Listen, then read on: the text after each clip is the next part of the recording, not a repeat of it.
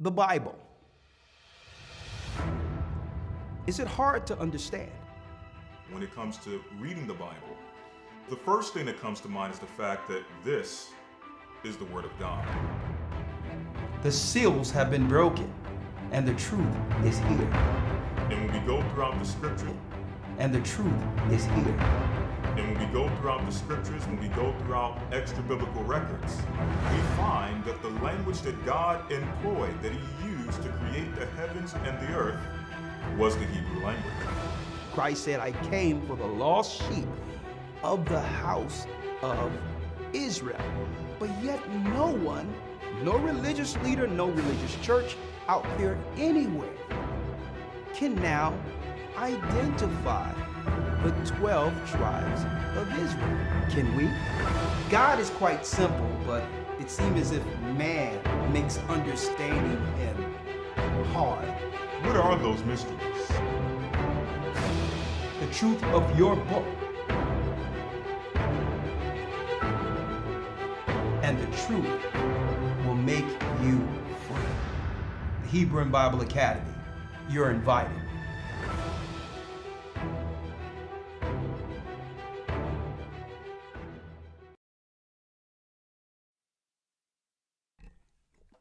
Come on in, come on in. Let's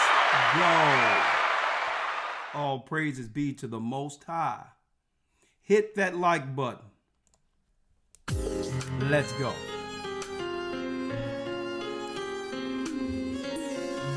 Come on, family, hit that like button. The East is where we're from. The 12 tribes of Israel. In 721 BC, Blessings, brothers and the sisters. Assyrian king, he took us down, we fell. With a great escape, we went to the Euphrates. The Lord held the waters still. Blessings, brothers and sisters. To a land where no mankind dwelt. We went, The who?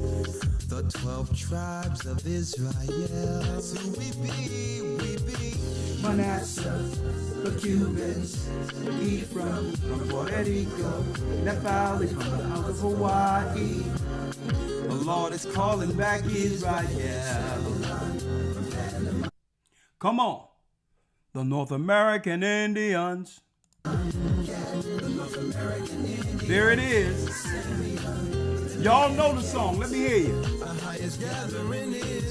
me hear it. The Arabs and Africans told us at gunpoint to gather our wives and children, then sold us. In the belly of these great ships we traveled in fear.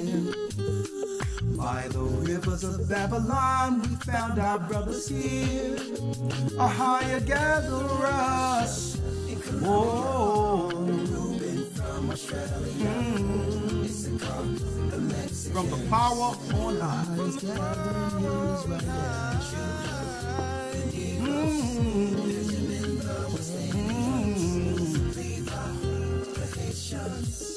Our highest gathering Israel. Oh,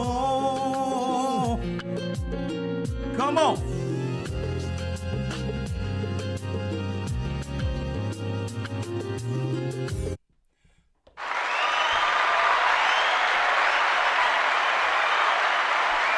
Blessings, blessings, brothers and sisters. We are the elders of the Gathering of Christ Church, here live with our weekly broadcast. Man, we're living in interesting times.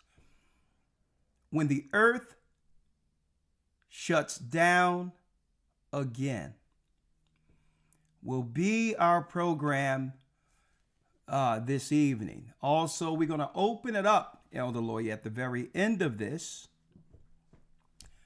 with Zoom. When the earth shuts down again is the talking points or the broadcast we'll be talking about tonight.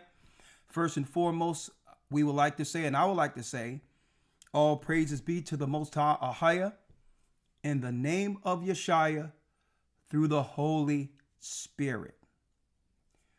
I thank the Almighty for the work. I thank the Almighty for this ministry. Thank you, Gianni. Thank you for all your support. Speaking of that, we have Issachar in the house. How are you? Speaking of that, Elder Lawyer, I couldn't help. I told you before the broadcast that we went by the what the Most High blessed us with yesterday. Of course, we have to secure things as far as cameras and all these others. And I'd like to thank the Most High for the lovely people in this church that are volunteering through the Philly body and all that who'll be there next week. None of this can happen unless we put our hands to the plow in preparation for what's to come. That's first and foremost. I know the Most High blessed us with this to help so many people as we come closer to the end with austerity happening. Hey, I thank the Most High. Like I said, we've been blessed with more than we've ever thought was possible. Sacrifice everything we had to deliver this word throughout the four corners of the earth. And through that, the Most High have confirmed his power within this church. All praises. And all praises go to the Most High God, the God of Israel, who revealed his name, Ahia, to us before this ministry in the name of his son. That's first and foremost.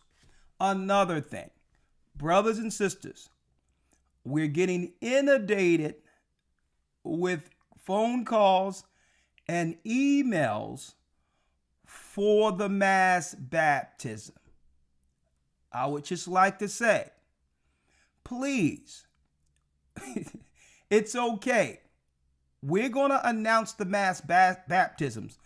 And I know it's going to be a bunch of people. 2 separate baptisms this year. You don't have to inundate us with it. We're going to let you know exactly where those locations are.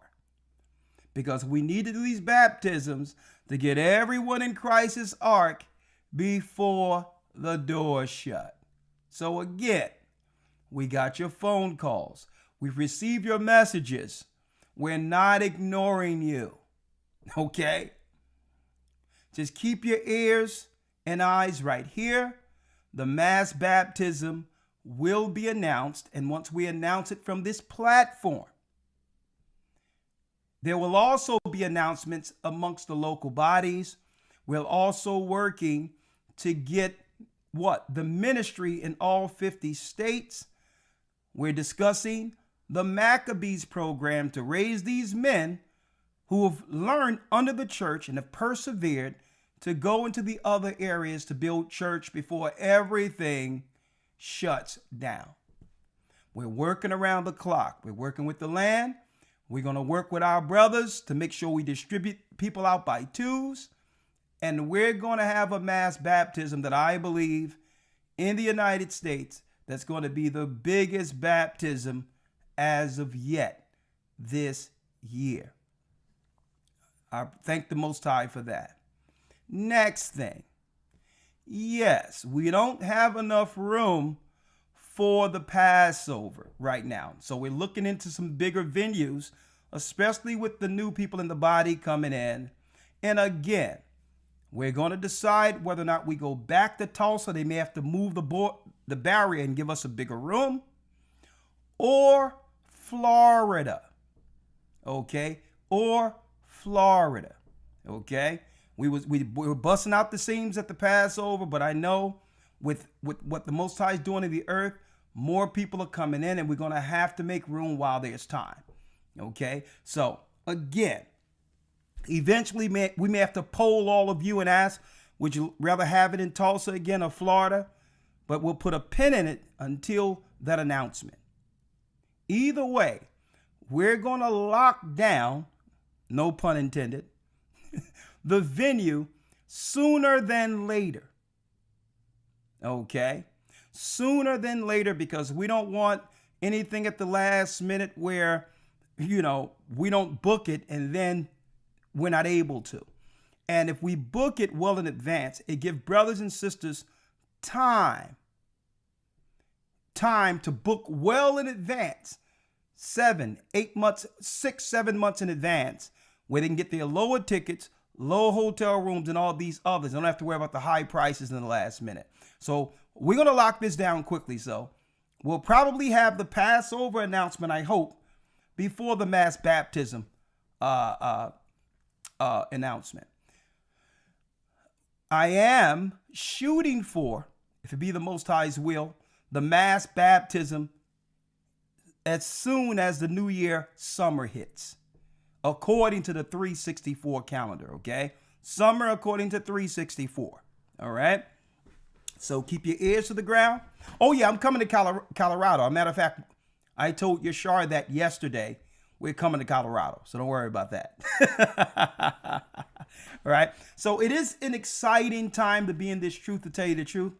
All praises be to the Most High. It's exciting to be in this truth right now, to finish it. And that's why the Bible says, endure until the end. Let me tell you, brothers and sisters, I'm going to put this out there.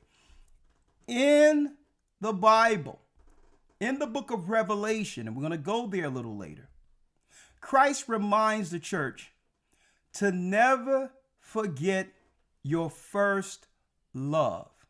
What is that? That's the excitement we had when we first learned the truth and appreciated the gospel. Satan seeks to what? Extinguish that particular spirit, to frustrate or put weight on people so that what? We tend not to appreciate what the Most High have given when it comes to bringing forth the truth and allowing us to see the truth in a world filled with darkness. Christ told the church, never forget your first love. Satan is going to try to frustrate it. Always hold to that original spirit that you receive the truth with. That's the spirit that carry us through and have us endure until the end. And I'm going to be talking about that with this. Y'all seen the avatar, when the earth shuts down. Okay? It's going to be that spirit that brings us through. The spirit of darkness, the spirit of variance, the spirit of frustration. No one can make it with that spirit in them. Okay? It's impossible. So we must always go back to appreciate when the Most High gave us this truth, and that allow us to endure through dark moments. At the end of the day, those in Christ are going to need one another. We're going to need each other. Okay? So again, we need to check ourselves and make sure that no dark spirit have come over us. All right? So that we can endure as a body together until our Lord and Savior returns. Now, real quick, before jumping into things, I would be amiss if I didn't announce the fact that we are in week 3 of your Hebrew and Bible Academy. And yes, we're still taking enrollments. Elder Lawyer, I came up with a few things. I'm like, you know what? So many good moments we have in the academy that just go away, that the academites get to experience on a regular basis. Why not ever so often drop little tidbits like academy moments, showing brothers and sisters out there like how we go into the news and what's going on prophetically, real time, and give them a little snippet of the lesson, even though the lessons are 2-3 hours, to let people understand, folks, these are high level. The academy is a high level class, be it from Hebrew, and we're gonna snip some of Elder Lawyer's Hebrew also to show you how deep that is, going back to the Phoenician and how simple it is to pick up. We're gonna snip a few of those things out there and put it out there for you all too. But we started putting up a few academy moments just so brothers and sisters, Elder Lawyer, can know what they're missing if you're not in it. Right. Enroll. Go to historytimes.org, and if you enroll, again, we will make sure you get all of the weeks missed. We're going into week 3 this coming Sunday. Okay? The promises of Abraham on a historical level. Okay? And with going into the promises of Abraham, we're going to break down the faith of Abraham. Brand new angle with the promised seed. Okay? Because before there was a nation of Israel, there was Abraham. And the nation was in him. So it's deeper than just being Israel. Faith was a necessity before we were a people. We're going to talk about that and more in this Academy Week 3. You don't want to miss it. Go to historytimes.org to enroll. And yes, I thank you, loyal Academites. Y'all showing out, y'all coming in, y'all supporting the work. Thank you. We really appreciate it. Now, the next thing I want to talk about is what? The theme, Uncovering the Past, Bible's History and Chronology. The fall and rise of Israel, the lost books of the Bible, we'll be going into those, how to stand on the word when it comes to the extra biblical text, what text you should be going into, and other, like you got crap like the Ethiopian Bible that need to be punted. Okay? Something that the Catholic Church went into, straight garbage. All right? Let me emphasize that. There's no Ethiopian Bible, okay? Okay, there's no Abimelech, son of David, and all this other garbage that's out there, but we'll talk about that. The lost books of the Bible. We're going to also go into a historical background of the Gospels to prove what? The true history of Christ and the disciples, the locations. We're going to bring in archaeology, all of that to prove that's right, that the Gospels and the actions of the Gospels actually happened. And I want to say that because you got people in the United States who are questioning whether or not Christ ever existed or Moses ever existed. And people on the other side of the world, you know, they look at our people here in the Western world as if they're crazy. How in America you can question scientific archaeological facts that the world have understood, I mean, for centuries. Right? So we're going to prove that so that brothers and sisters can have the archaeology and science. And we're going to show you all the places the disciples traveled. And folks, that's right. That's right. The disciples knew about the 12 tribes that were here in the Americas. That they understood it. That we would have to get to them with that ministry at the very end. And folks, that ministry is right here. The secrets of the times from Noah to Moses to Christ. Folks, that's going to be our week 12 lesson, where we show you the similarities of the three and how Christ fulfilled Noah, Moses, and how all of that is going to be what? When Christ returned, it's going to be the beginning, the fall of the world like it was with Noah, and the gathering of the people like it was during Moses all at once. Noah is known for what?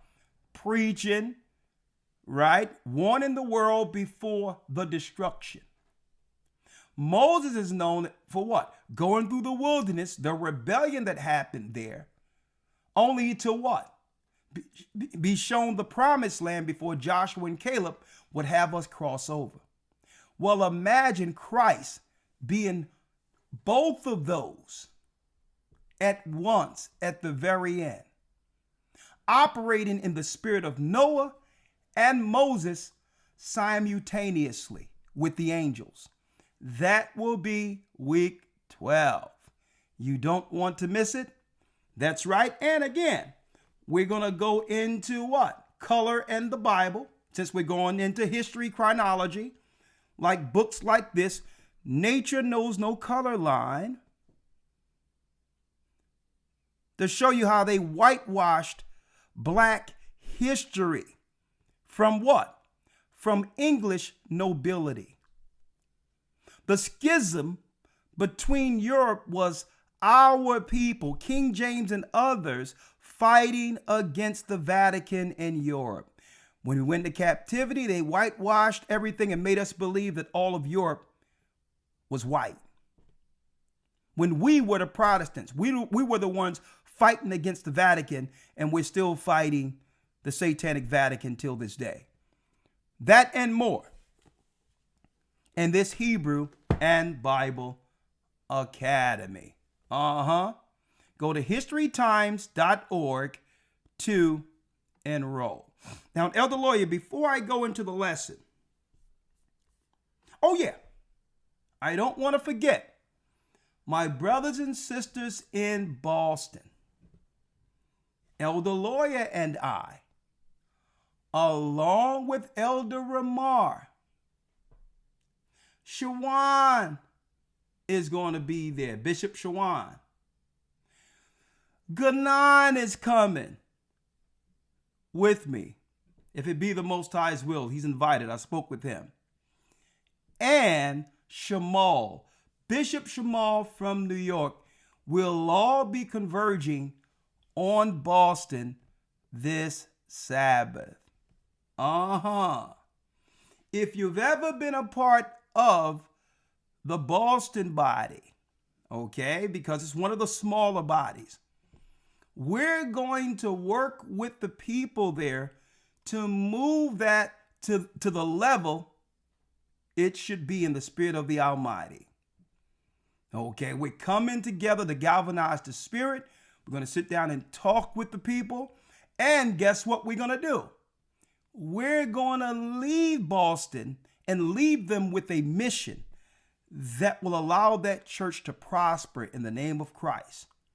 And we're not going to stop until, that's right, all of who belongs to the Most High in Boston comes in.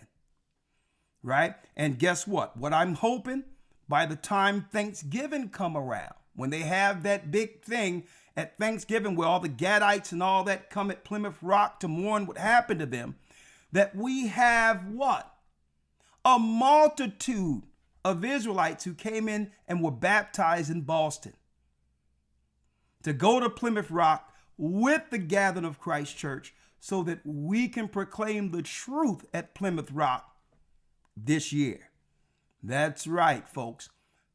The elders are converging on Boston this coming Saturday. We're going to have a moth teach the class, and early in the morning, we're going to sit down and talk to our Bostonians so that we can move this church to the next level in New England and Boston. All praises be to the Most High. We'll see you there. Oh yeah, Elder Lawyer, before I go in, I wanted to make this statement real quick before going into the lesson.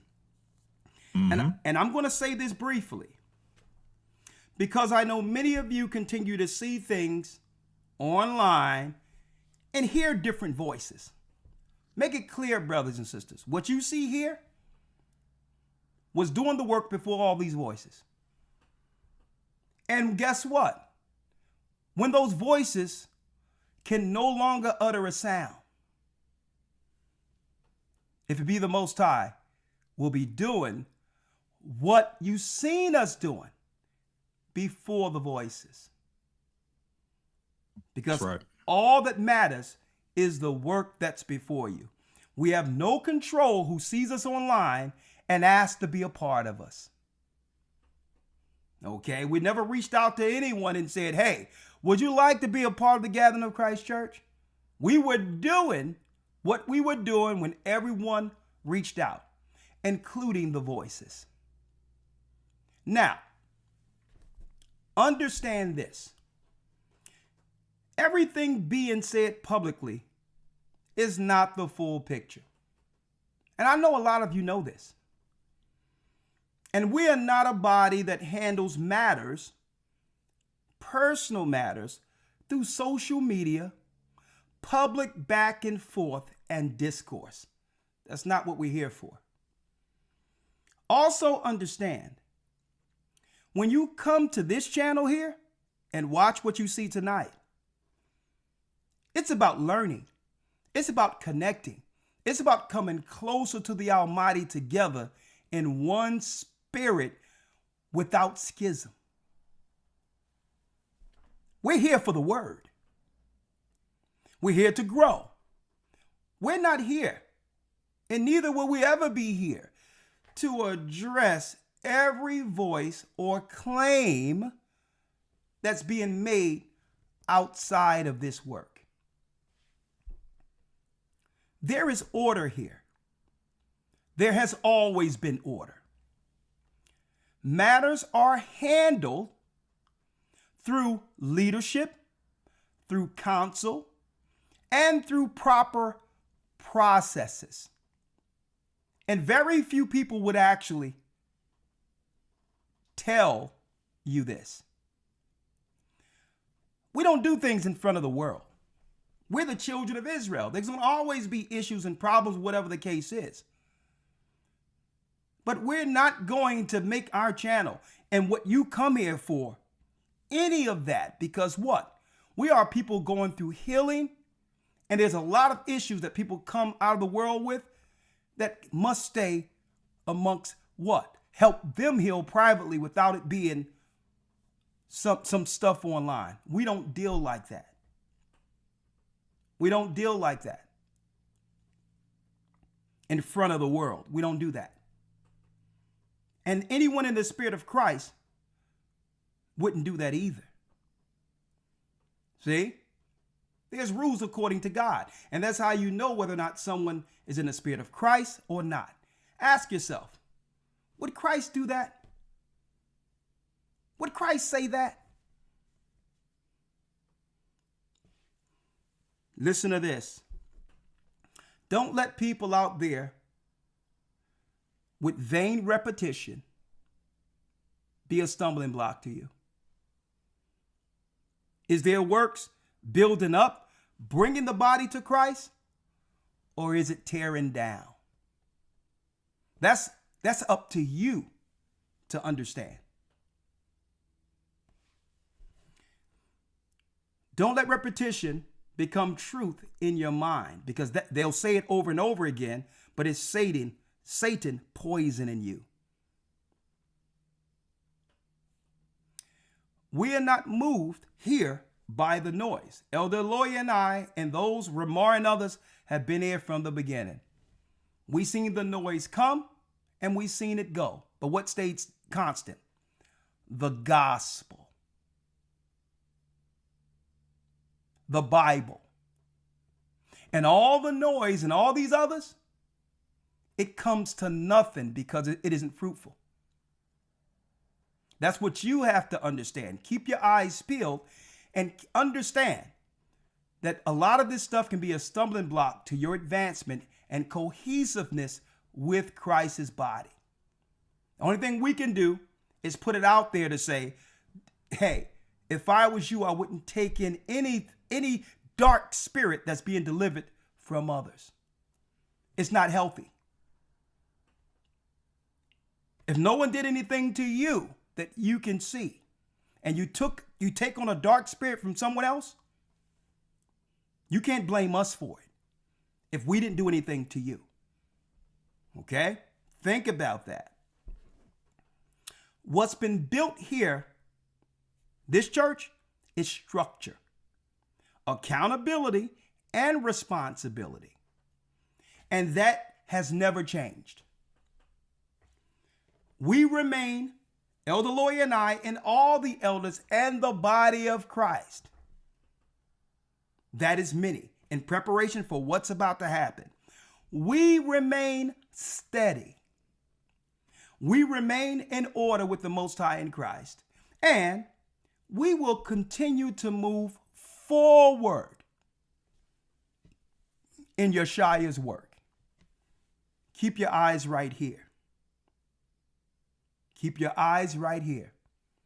We are who was before you when the Most High called you into this truth. Okay? And what you need to really focus on, really, the doctrine. That's what Satan hates. It's the doctrine of Christ that have gathered so many and have guided us through a time of darkness, even during the crisis that they call COVID. Against all odds, when all types of things was coming at us that you would even understood that was happening, when people was trying to tear down at the same time during the crisis, we stayed steady to guide souls. Many people have sent us emails and even testimonies here on this channel who said we probably would not have made it if it wasn't for this channel being locked down during COVID. And folks, when a crisis happens, you want to be right here. I'm going to tell you that right now. And speaking of, when the world locked down again, okay, hold tight. We're about to go in because it's going to happen again. It's going to happen again.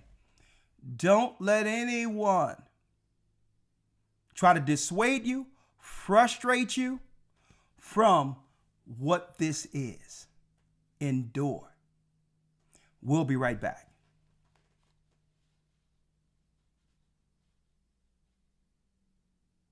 The Bible. Is it hard to understand? When it comes to reading the Bible, the first thing that comes to mind is the fact that this is the Word of God. The seals have been broken, and the truth is here. And when we go throughout the scriptures, when we go throughout extra biblical records, we find that the language that God employed, that He used to create the heavens and the earth, was the Hebrew language. Christ said, I came for the lost sheep of the house of Israel. But yet no one, no religious leader, no religious church out there anywhere can now identify the 12 tribes of Israel. Can we? God is quite simple, but it seems as if man makes understanding Him hard. What are those mysteries? The truth of your book and the truth will make you free. The Hebrew and Bible Academy, you're invited. Hebrew and Bible Academy, you are invited. Man, elder lawyer, brother AC, he works behind the scenes. I don't know what I would do without him. I really care about that brother and his family. He sent me a video with this Asian guy that popped out of nowhere who's explaining what's going on in the Middle East geopolitically. And he's even asked a question about the pandemic. Now, he sent this clip to me probably about, 2 days ago? I don't know if it was yesterday or 2 days ago. Thank you, Patricia. Thank you. Thank you, Maria. Right? And I've said, you know what? I've been looking into this, and it seems as if everything is leading to another crisis, another lockdown. And then today, I get a phone call. A childhood friend, I talked to you about it. And no sooner I kept on, I tell my family, I tell all the people I love and care, before you make a choice out of pressure, call me first.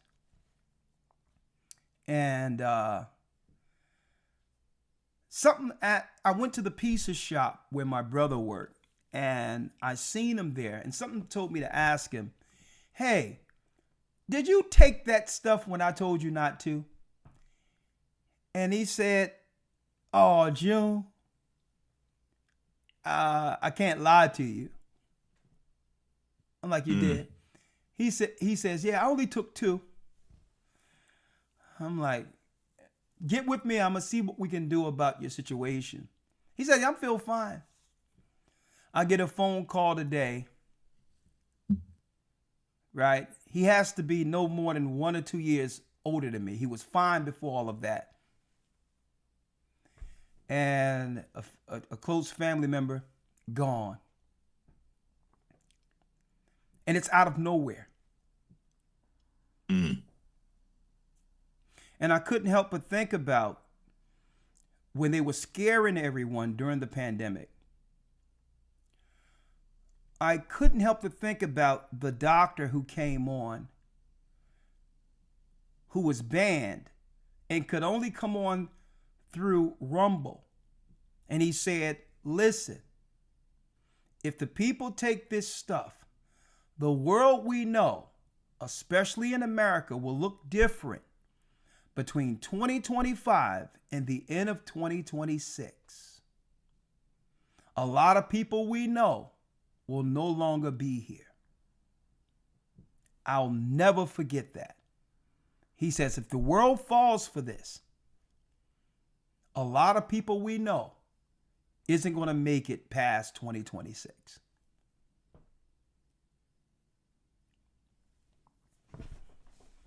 And I know the Most High has it, but you can't help but feel a certain type of way about good people, right? You're talking about friends. Since I'm talking about, you're talking about the type of people, and I'm talking about a person where not too many people I know grew up with this guy would have anything bad to say about him. He was always encouraging other people. He's always supportive of other people. And I'm like, man, you know, but I'm like, but the Lord has it. He took a lot of people before the flood. You know, and I'm like, man, a lot of this stuff could have been avoided, but it's in the hands of the Most High. You know, and that's what I wanted to talk about. Someone says it's Mike Evans. It could have been Mike Evans. And I'm seeing this all over the place. A lot of these weird diagnoses coming up. And it led me to this broadcast tonight when the earth shuts down again. Right? So that we can actually take inventory of what's important. What the Most High said would happen in the earth, to make sure that we're in the right place when it happens again, because it's going to be entirely different. But it's going to happen again. What I realized, Elder Lawyer, especially at the same time when they were pushing the pandemic, right? Scaring people. Telling everyone not to go outside their homes. Right? Now, I'm the type of person where I don't fear man, and I don't fear what man say. I fear the Most High. I was out every day. Right. I was out every day. And guess what? It was one of the freest times in my life. You can just, police was even scared to go outside. You can run, you can go as fast as you want. There was no cars anywhere. I got from New Jersey to Philadelphia in 23 minutes. But this is what I noticed. First of all, I noticed how fearful the world is. Everyone plays tough. Right? Under normal circumstances. But COVID showed something. It showed you the difference between those who are courageous in the spirit and believe in Christ with true faith and those who are really scared. I was out every day because I needed to know what was going on outside. Okay? If you're there in your home at the behest of the talk box, the lie box, they'll create a narrative in your mind And now you're closed in, not realizing what's truly going on outside.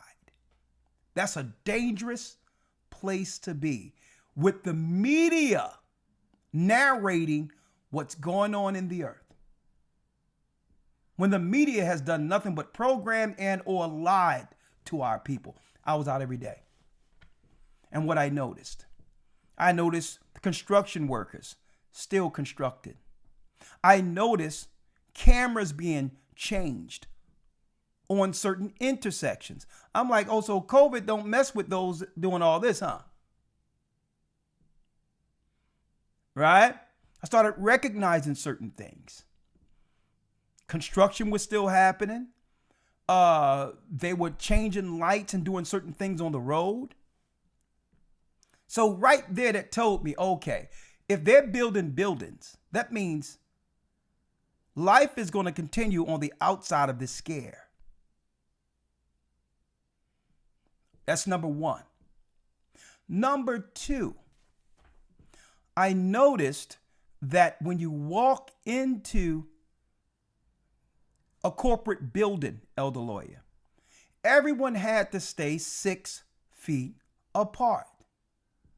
I'm like, why couldn't it be 7 feet or 8 feet? What is this magical 6 feet thing? All over the earth. Guess what? Guess what the angels were seeing, looking down on ignorant man, scared in this world. The angels were seeing what was marked in the earth from the heavenly realm. 6, 6, 6, 6, 6, 6, 6, 6, 6. The mark of a man. The mark of Satan.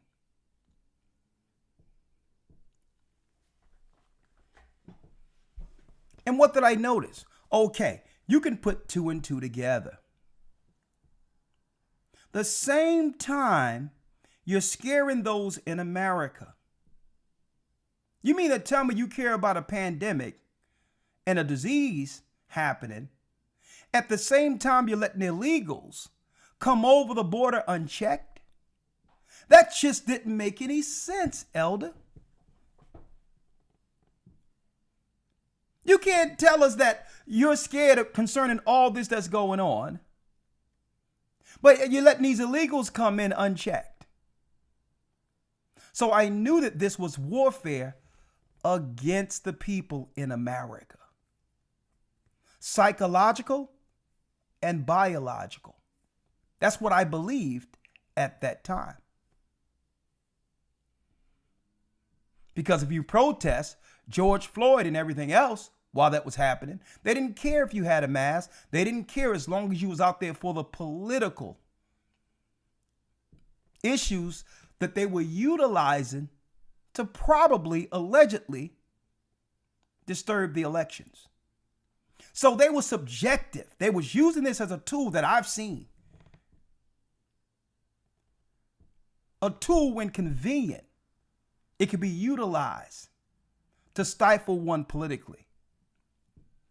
If you're a white person who had a problem with a black person, but you're too coward, and here it is, you're just a starch racist. Now you got something in place to say, well, okay, I'm aggressive against this person because you're not wearing your mask.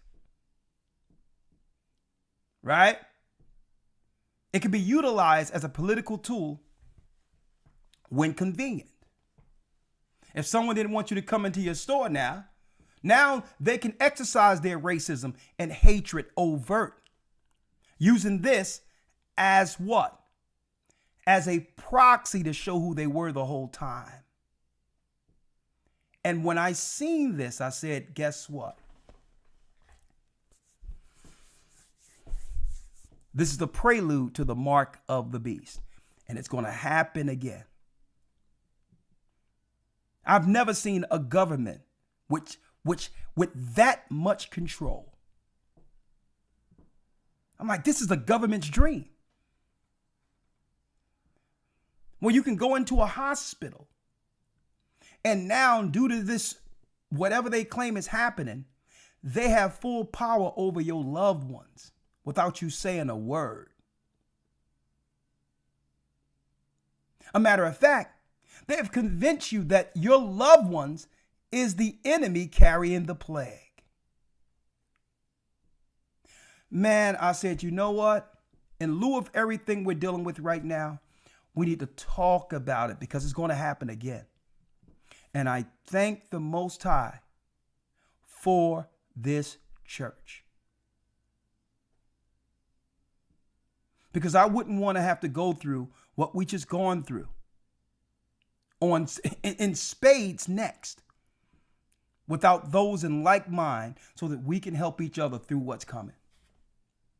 Out of nowhere, hit that like button. Out of nowhere, Elder Lloyd, I'm going to put it here on the screen so you can actually see it.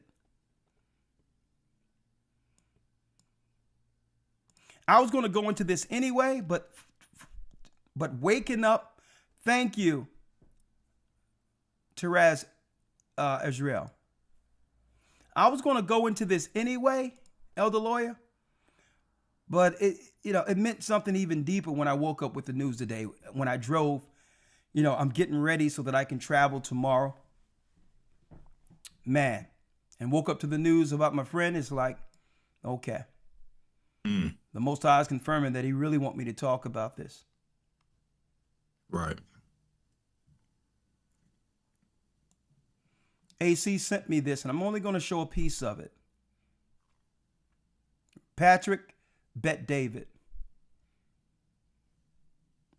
He have Yang Zin. He had him on his broadcast. Listen to this, Elder. Now, when I was saying this years ago, it was an issue. But I guess it's okay for Yang Zing to say it. Fair use. For educational purposes only. He's going to ask a candid question. Fair use.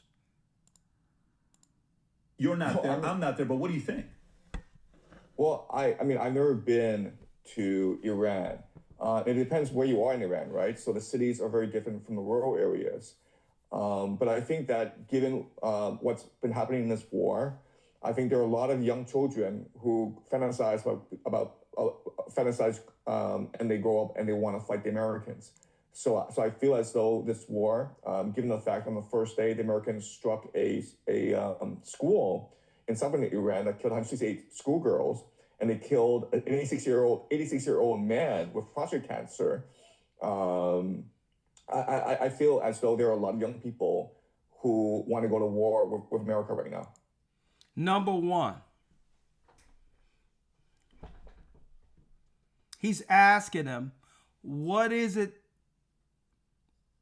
the sentiments outside of America when it comes to these young people who are growing up to become military age? And he says, they're growing up wanting to go to war with America. Those are the sentiments on the outside of America. Number one. At the same time, the military we have here is don't ask, don't tell. Women all up in the military. Men, frustrated not being able to have family, don't want to fight for America. And at the same time, they bring in all of these illegals to replace some of the people in the military who took the stuff and can no longer serve. America's military have never been weaker, and they're not telling anyone this. Listen to this. You don't mind a quick precept on that? You got a precept on it? Yes, sir. Real quick. You can break it down. Okay, let's get it. Psalms 137, 8 through 9. Psalms, let me grab it.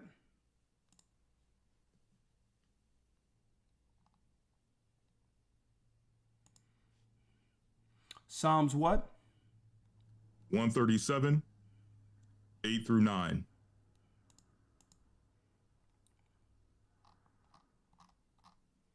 Psalms 137, 8 through 9. Yes, sir. All right, just to show what he's saying is prophecy. Psalms 137 verse 8 says, O daughter of Babylon, who are to be destroyed. Happy shall he be that rewardeth thee as thou hast served us. Happy shall he be that taketh and dasheth thy little ones against the stones. That's prophecy. Where now the sentiments of the military, the young men growing up in the other countries are being raised to fulfill this prophecy. Finally, they get a chance to get their hands on the daughter of Babylon's military. And you have to think about what they've done by feminizing our young men, separating the families. Let me tell you, if the other countries are going to come against America, there's no better time than when their men are at their weakest. Men are operating like women. All of that. And you think the world can't see this?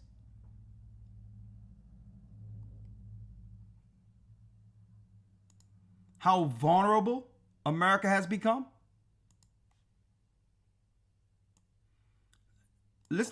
Now listen to him. Fair use. I agree with where I'm going to be a hero one day, and you're seeing in some videos with mothers celebrating. He says, one day you'll see even in some videos with mothers celebrating that their sons gave their lives. It's like, my son's a hero. He did the right thing. It's a very different way of thinking about what happens there. Very different way of thinking about. Thank you, Nasa. Let's talk about COVID. COVID is the time when I started talking about politics. Up until COVID, I had no desire to talk politics. All I did was business, and I would do my whiteboards. You know how you do your whiteboards? I would do my whiteboards, except nowadays we can do with the nice little markers where our hands don't get dirty. I did it the ghetto ways back in the days where I would get paint all over my suit and ties, and it was a hot mess. He says, let's talk about COVID. See, a lot of people having short memories forget the mindset that they were in during this particular time when the whole earth shut down. I'll never forget it.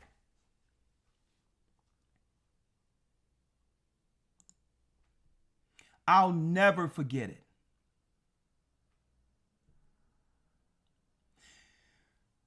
At this time is the first time there was a line in the sand between true believers and those who are walking the earth without faith. And it was clear. It was clear. It's easy to act like you got faith when life is going on as normal. You can use your words and all this all you want. But I've seen everybody run around scared. Do you got your mask? I seen everybody scared. And I was looking at everyone. I was seeing how people were treating their own family members who didn't get a shot. They believed the government and was willing to side with the government over their own blood. I've seen all these people who claimed that they believed in Christ, even Israelites, siding with the same government they claimed was the people or the devil. They were siding with the devil concerning putting something in their bloodstreams. I was watching everything and I was taking in everything. And in my mind, I told Lawyer, I told others, hey, I know how I'm going to have to deal with this person when the mark of the beast goes down. Everyone is showing us. Or that person. Doesn't matter how close they are to you. And what I wasn't going to do is let anyone on earth panic me regardless of what they thought. Here's my opportunity in the earth to show that I got full faith in the God who called me to do a work in this earth. Here's my opportunity. Not to just say I believe in the Most High, but I stand with the Most High. And I stand in the faith of his son Christ. And I don't care what the world say, I'm standing 10 toes down on it. Now what? I'm going to drive through this country like nothing is going on. I'm going to operate as normal while the whole world goes crazy, because guess what? I truly know that the Most High have given us and have given me the truth. And if I have to die standing on truth, guess what? Hey, it's my time. But I'm not going to waver. I'm not going to waver in a time of crisis, because people are going to know whether or not I truly believed. And it's the strength of leaders through tough times that strengthen the people to get through those times. I didn't care if someone was a nurse, what they thought. I didn't care whether or not there was a doctor, what they thought. I had people tell me, who do you think you are? You just reading the Bible. Who do you think you are? Thinking that I'm disrespecting or undermining their particular profession. There's a lot of people in that profession who believed it and are no longer living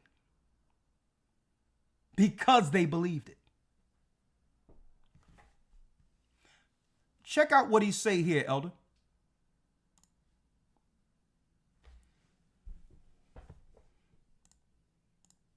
But during COVID, story comes out. It came out from the Wuhan lab. No, it came from the wet market. No, China had nothing to do with it. Yes, China had to do with it. Nancy Pelosi goes to Chinatown. Stop being so racist. Trump's like, what are you talking about? It came from China. Fair use. Educational purposes only. This is a what? A prophecy moment.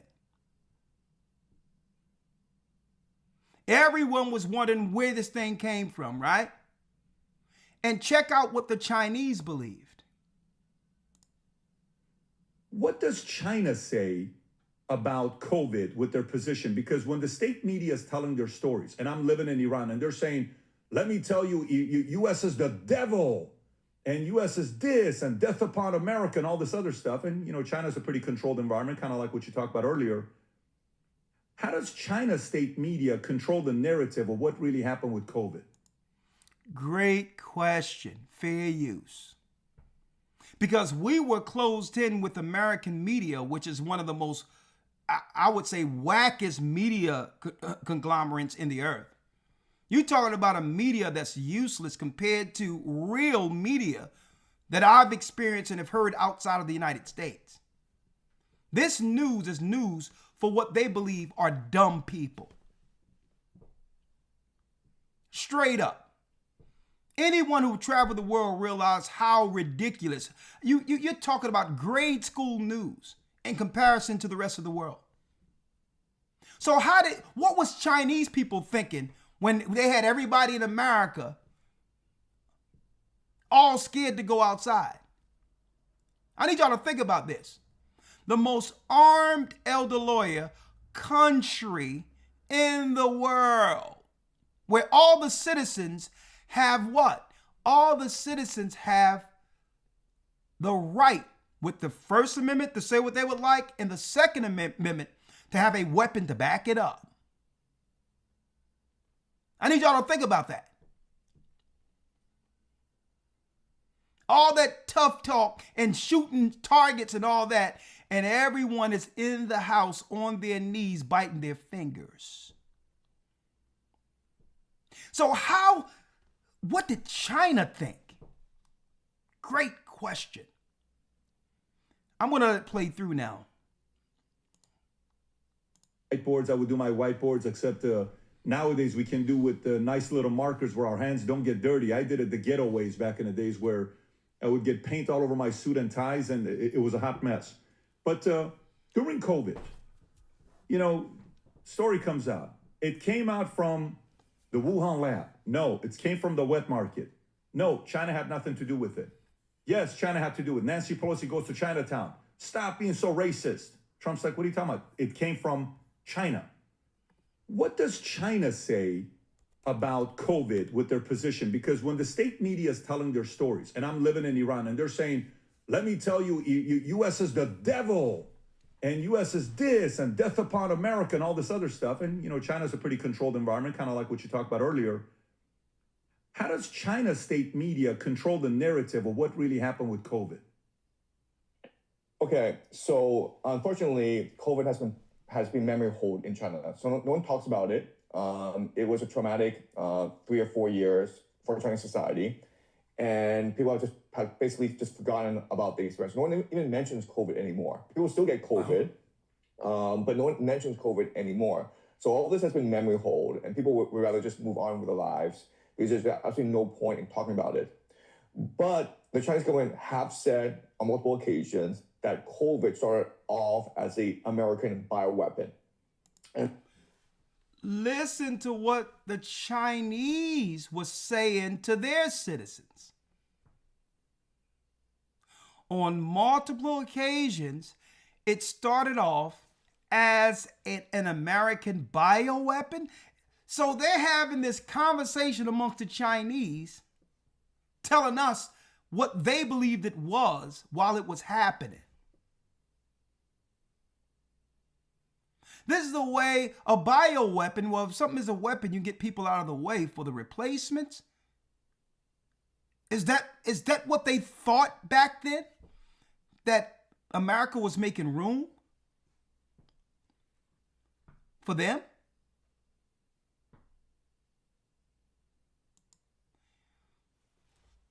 Interesting. America and all this other stuff, and China's a pretty controlled environment, kind of like what you talked about earlier. How does China's state media control the narrative of what really happened with COVID? Okay, so unfortunately, COVID has been memory hold in China. So no one talks about it. It was a traumatic 3 or 4 years for Chinese society, and people have basically just forgotten about the experience. No one even mentions COVID anymore. People still get COVID. But no one mentions COVID anymore. So all this has been memory hold, and people would rather just move on with their lives because there's absolutely no point in talking about it. But the Chinese government have said on multiple occasions that COVID started off as an American bioweapon. And so that's what the Chinese believe, that COVID was an American bioweapon. It was leaked into China in order to hurt Chinese society. And there are a lot of elite Chinese who I talk to who believe the same thing. So they believe it was a bioweapon released from U.S. in China. That's the narrative they say. And that's what they believe. Is it tied? That's what they believe. Tied to Fauci, the gain of function? Is that kind of how they spin it, or what's their method of connecting the dots? So I'll tell you what I believe happened, okay? And so I believe that this was an American bioweapon funded by Tony Fauci. Obama had put a moratorium, a ban on gain-of-function research. And so Fauci subcontracted gain-of-function research to the Wuhan lab, which was actually a military installation. And I don't know, it was accidental Fair use. or deliberate, but it got released into Wuhan. And when it did get released into Wuhan, the early reporting was that this was killing a lot of people. It was actually burning your lungs. It was like a furnace. Your lungs became a furnace. So it was pretty deadly. And they locked down the city too late, and about a third of people escaped into other cities, as well as border flights for Europe. And this spread around the world very quickly. So I think that's what happened. But Chinese, what they believe is that this was an American bioweapon designed to hurt the Chinese economy. And that's a story. But they downplay China's role in it.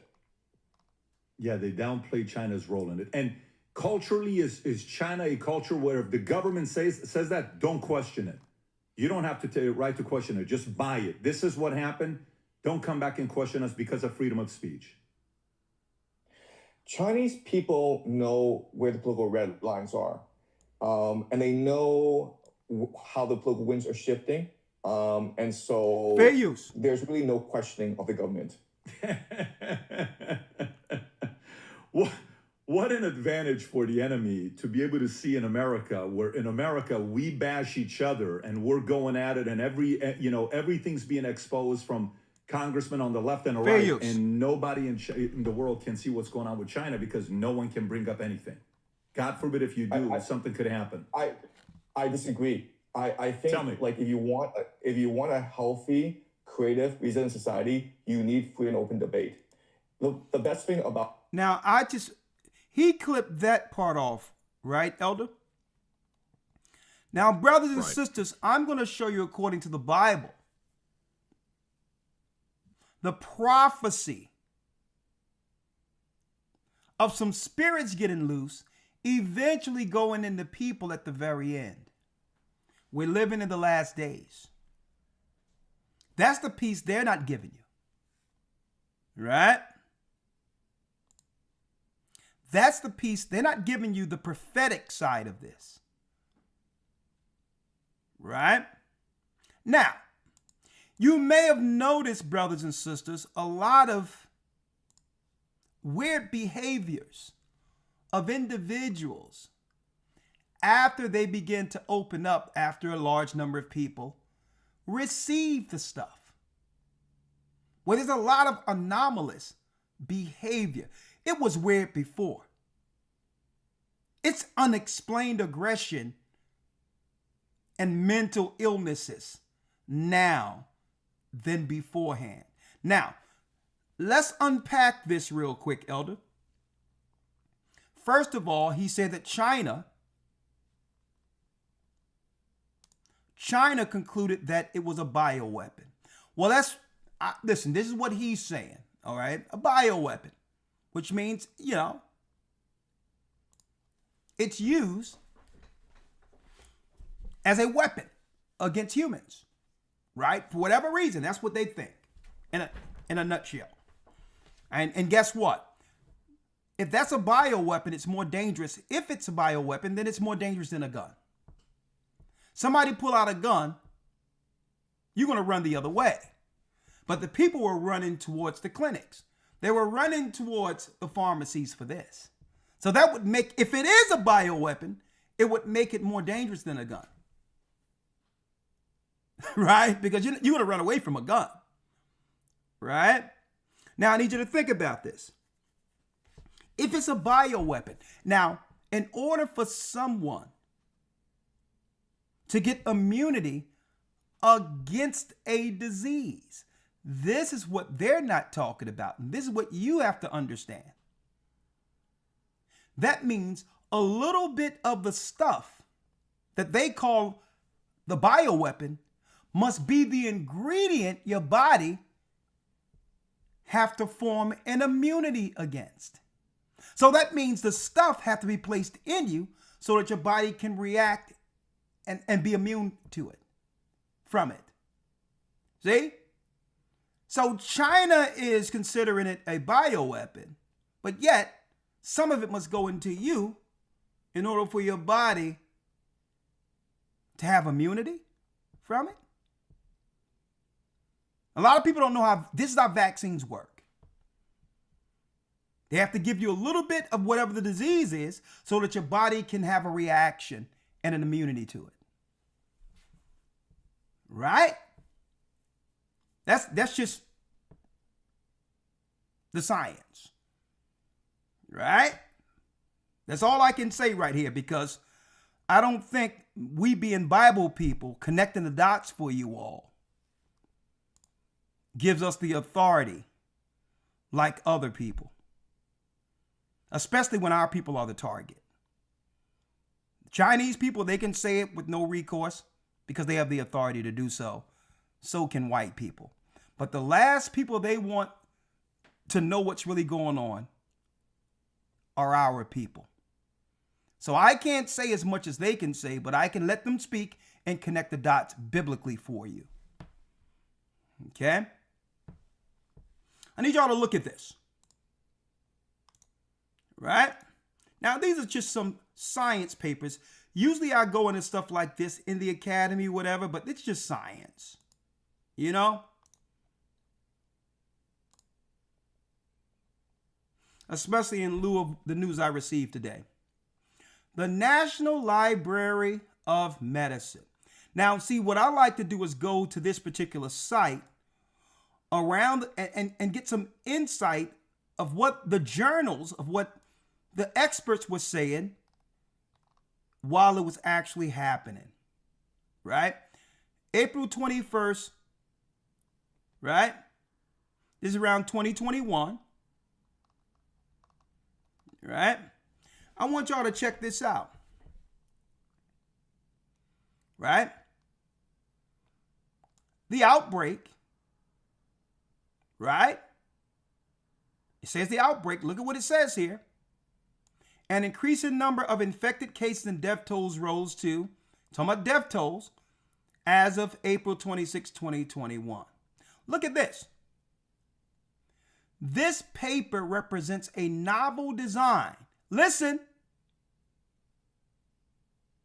For the frequency domain reconfigurable antenna at Gocc bands for satellite internet of things, tracking applications.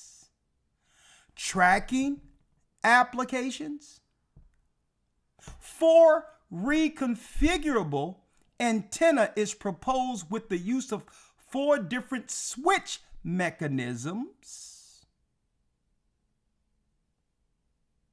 What are we talking about here?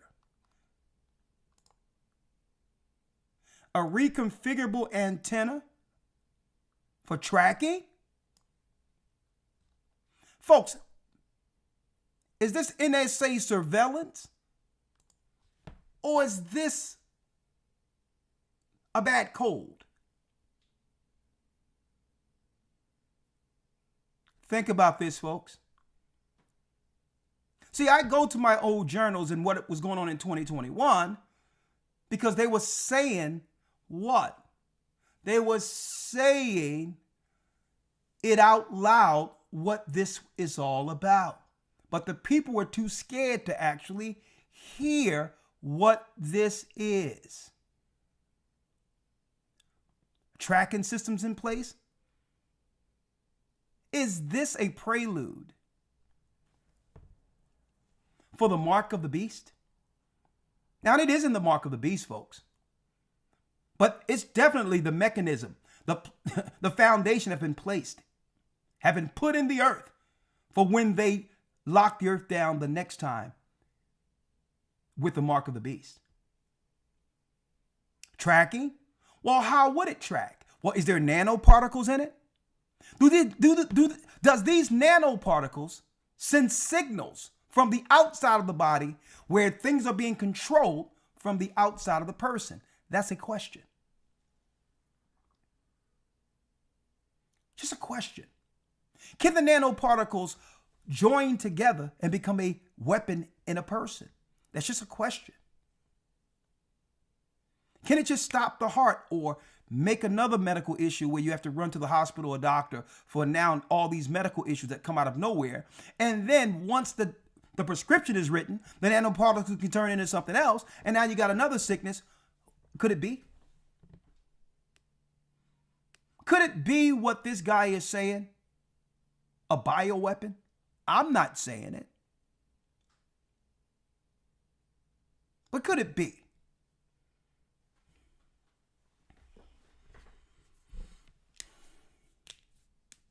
Could it be even if you turn off your location? They can still locate you.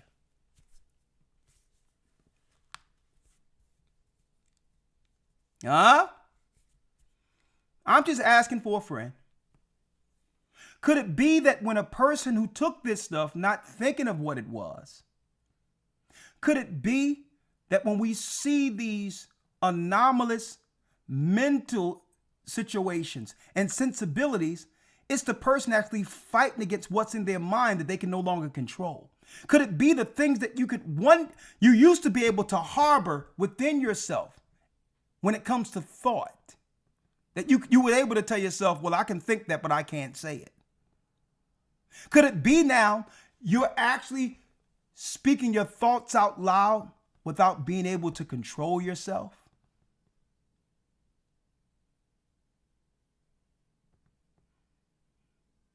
Have people been taken over? See, it's one thing, Elder Lawyer, to think a thought and control that thought, knowing that, okay, it's not the right time, or I'm tripping even thinking this.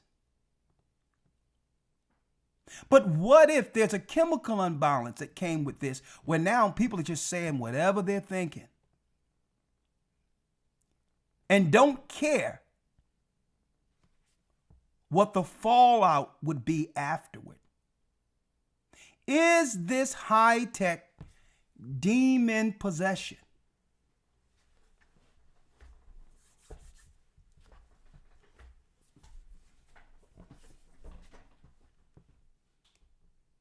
See, and that's why I'm careful, brothers and sisters. A matter of fact, let me show y'all something. How do you make it through this? Elder Lawyer, before I show, according to the prophecy, what this is, because, folks, there's a lot of people who took this stuff and didn't tell anyone. And I'm telling you this, people in the truth took it. Yeah, even people in this church took it. Okay. If no other reason for some of these people to do it to prove that Elder Ricard Shiar was tripping. They don't know what they're talking about. I got to take care of my own family.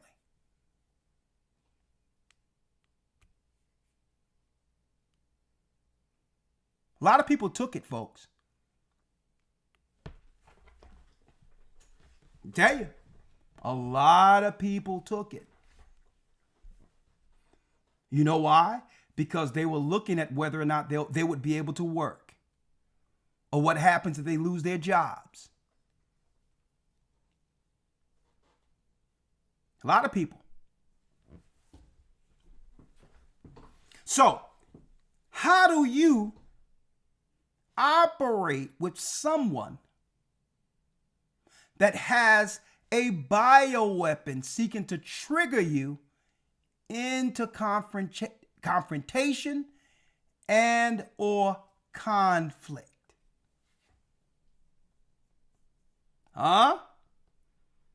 And folks, this applies whether or not people have the truth or not. Even people in the world. We must assume, especially in the world, the majority of the people that we come in contact with or interact with has taken it. Now, does that mean that everyone? Because sometimes through time, the body does what it do, and it'll shed and get rid of foreign things in the body. Well, it depends on probably how many of those things people took. But the body continually, the Most High made a beautiful thing. I mean, they still cannot create one of these. What the Most High did with the body, with the natural immune system untouched. The body seeks to rid itself of poison. Right? So, how do you navigate through this? Knowing that we're not just dealing with physical illnesses, but a lot of people who took this stuff has taken on mental illnesses. And I've seen that in the same white papers. Hold up, let me show you. Let me show you.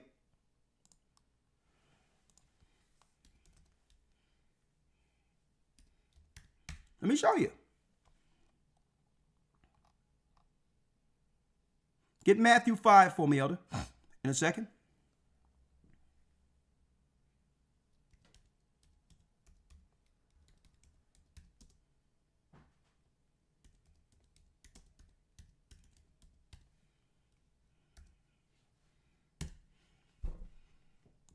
Look at this.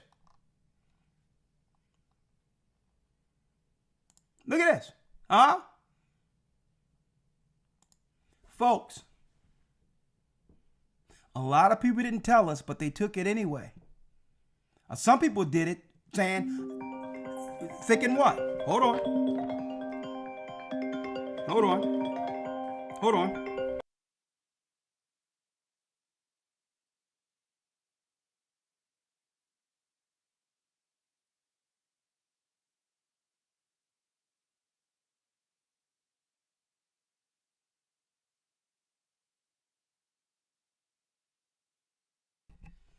A lot of people, look at this, Elder.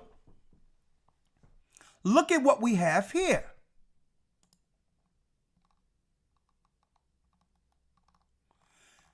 National Library of Medicine, Indian Journal of Psychiatry. Look at what we have here. Unmasking of schizophrenia following that.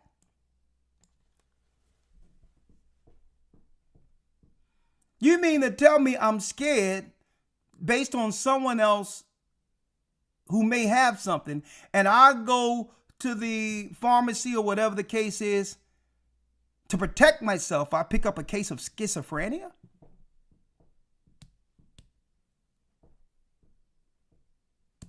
Anomalous behaviors?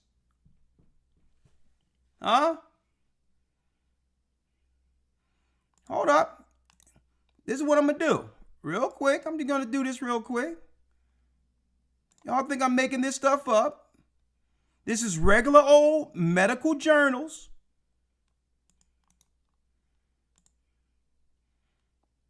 Now you got a bunch of crazy people running around, operating out of the spirit, and you don't even know. They probably don't know that they're acting out because something is in them.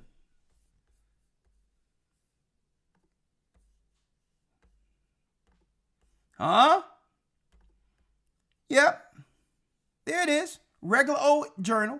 That means people from India and others who come over to the United States who read these journals know that a lot of what they're dealing with our people, with these mental illnesses, have come through something prophetic.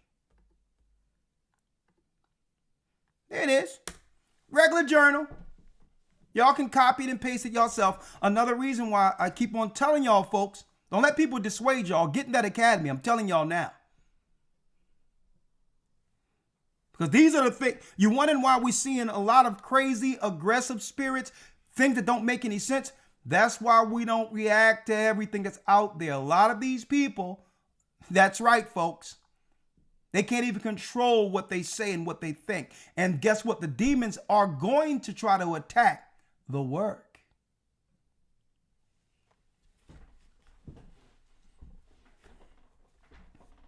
Someone says, look at this, Elder Lawyer. And guess what? This is a regular old journal. Regular old journal. National Library of Medicine. I don't make this up. But guess what? Elder Lawyer, look what this sister said. This sister said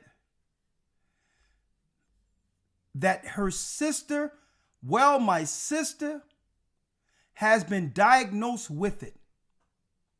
And my mom is unable to handle her. And she got boosted 4 times.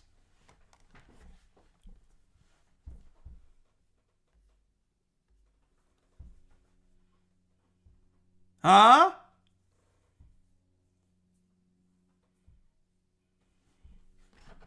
Now, so how do you, if you're dealing with aggression from people who don't normally operate like that, know that they're probably chemically induced with a demon? So we're going to be living through some serious times coming, folks. Because you think we're battling just regular people. When these people, by not listening to the Most High, by listening to these other sorcerers who they trusted with white jackets, have taken on many spirits than even they can deal with.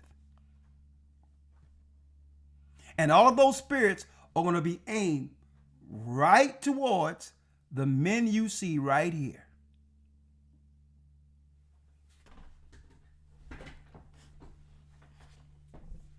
See? And this is how they'll work. Folks, I spoke to another brother about this just the other day. Y'all better look at that movie, Fallen Again. It doesn't matter if I have nothing to do with anything.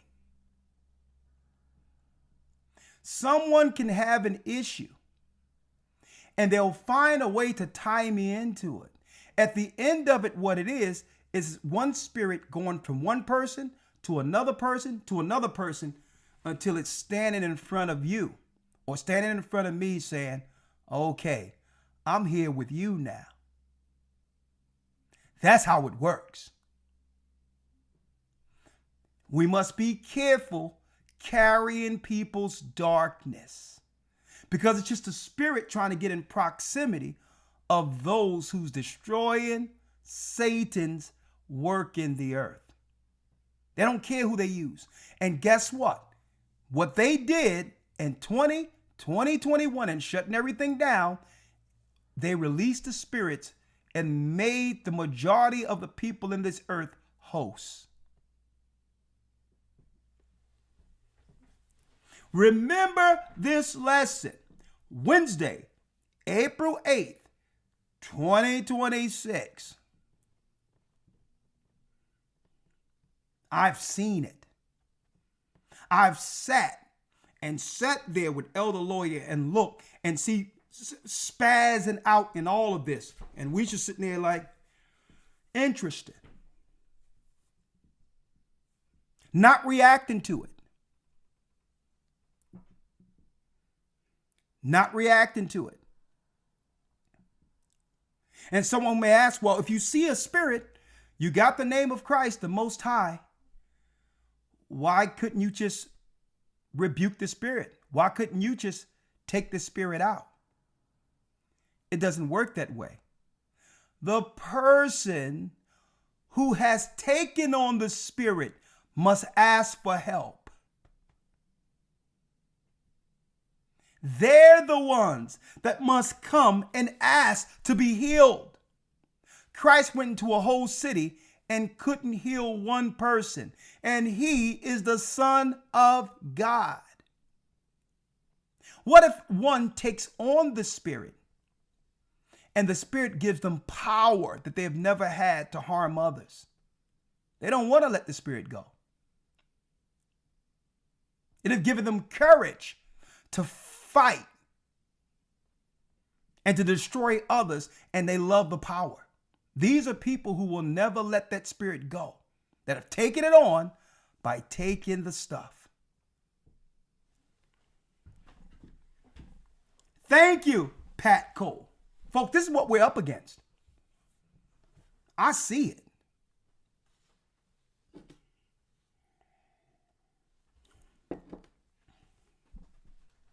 Folks, this is what we're up against. Open your eyes. Look at that movie Fallen by Denzel Washington again. It doesn't matter who the spirit went into, and that spirit was Azazel. It would work through any people so that it can look directly at Denzel Washington. Doesn't matter. Look at that movie Fallen. And it so happens they filmed Fallen, Elder Lawyer, in Philadelphia.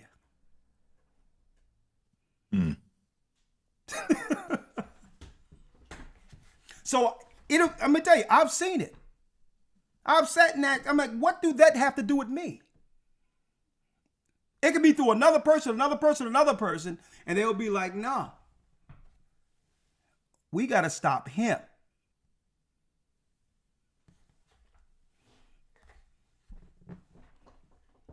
It's all tied together, folks. I'm going to show y'all something. So what spirit must we be in to overcome this? And anything you have, Elder Lawyer, you can actually bring it out. But let's go to Matthew 5 first.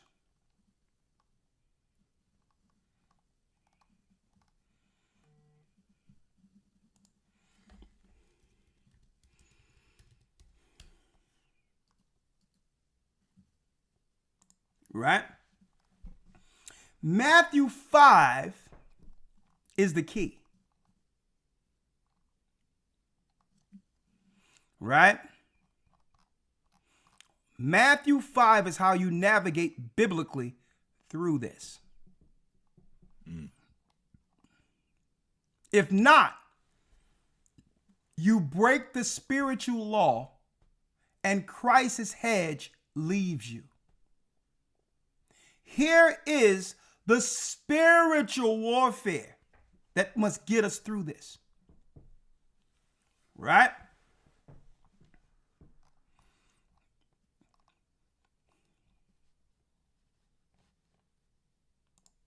Elder Lawyer, if you will, let's start at the second verse. Yes, sir. St. Matthew 5, verse number 2. And he opened his mouth and taught them, saying, Blessed are the poor in spirit, for theirs is the kingdom of heaven. Blessed are they that mourn, for they shall be comforted. Blessed are the meek, for they shall inherit the earth. Blessed are they which do hunger and thirst after righteousness, for they shall be filled. Blessed are the merciful, for they shall obtain mercy. Blessed are the what? Blessed are the merciful. Blessed are the merciful. People think having mercy, brothers and sisters, is a weakness. And the time we're living in, those that are controlled by Satan wants blood. See? They want a hanging. See? But our power is when we're hedged with mercy. Well, why didn't you hang somebody? Why didn't you kill somebody? Why didn't you ostracize somebody? Blessed be the merciful. I'm merciful, that's why.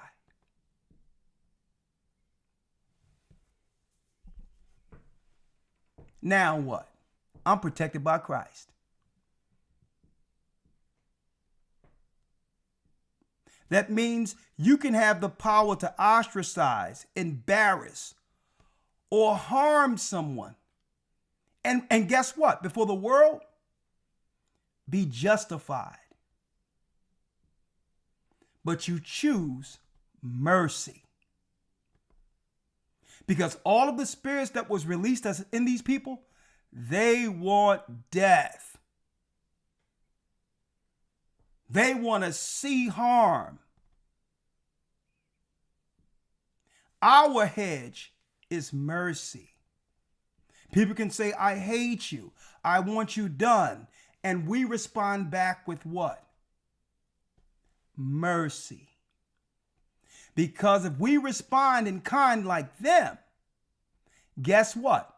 The spirit that's looking through their eyes to destroy us moves out of them and we become the host. See how it works?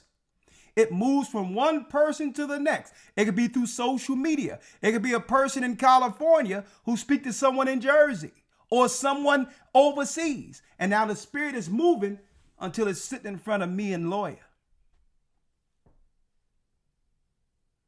See? And if we don't use mercy, the spirit is like, okay, see if you can get rid of me. I'm in you now.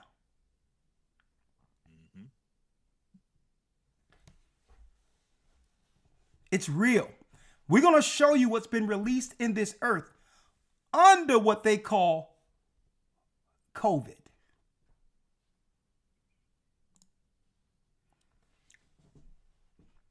Blessed be the merciful, what? For they shall obtain mercy. No, if someone did something wrong, kill them, hang them, destroy them, ostracize them. Hey, embarrass them. Blessed are the merciful, for they shall obtain mercy. Now what? If I got power to make a decision, I can choose mercy. See? Think what you want. But that's what my Lord and Savior gave me the power to do. And no one can judge through another person unless you've been given that authority.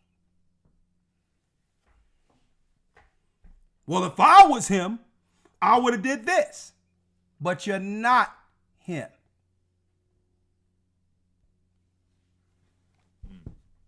See? But you're not. Blessed are the merciful, what? For they shall obtain mercy. For they shall obtain mercy. Read. Blessed are the pure in heart. Now you have to understand what the pure in heart is.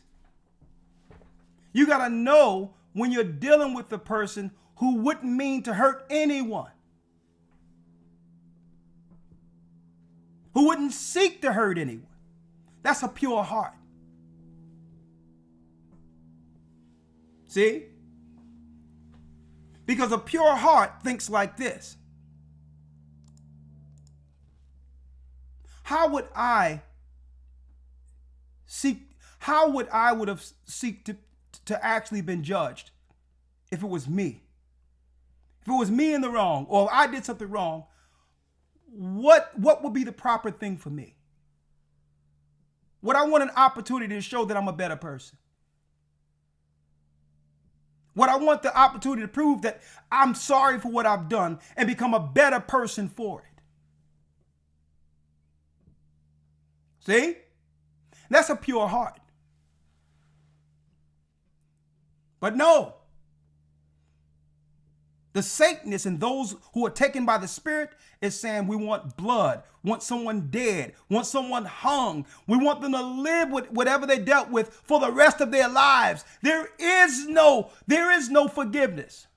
There is no repentance for this person. That's because their hearts are dark. A pure heart would cheer a brother or sister who's better for even when they've stumbled. That's a pure heart. See? Blessed are the pure heart. Read. For they shall see God. For they shall see the Most High. See? Those with a pure heart. That means you know you have a heart where you'll give to everyone, that you would never seek to hurt anyone, that whatever you have, you'll give to people. Guess what, folks? And I'm going to tell you, folks, Satan is going to try to take that from a lot of you. Don't ever change for anyone. It's people like this who's going to see the Most High and get accepted by him. It's people like this who can sleep at night. 9. Blessed are the peacemakers. Blessed are the what? Blessed are the peacemakers, for they shall be called the children of God. No, the peacemaker. So the children of God are Israelites, right?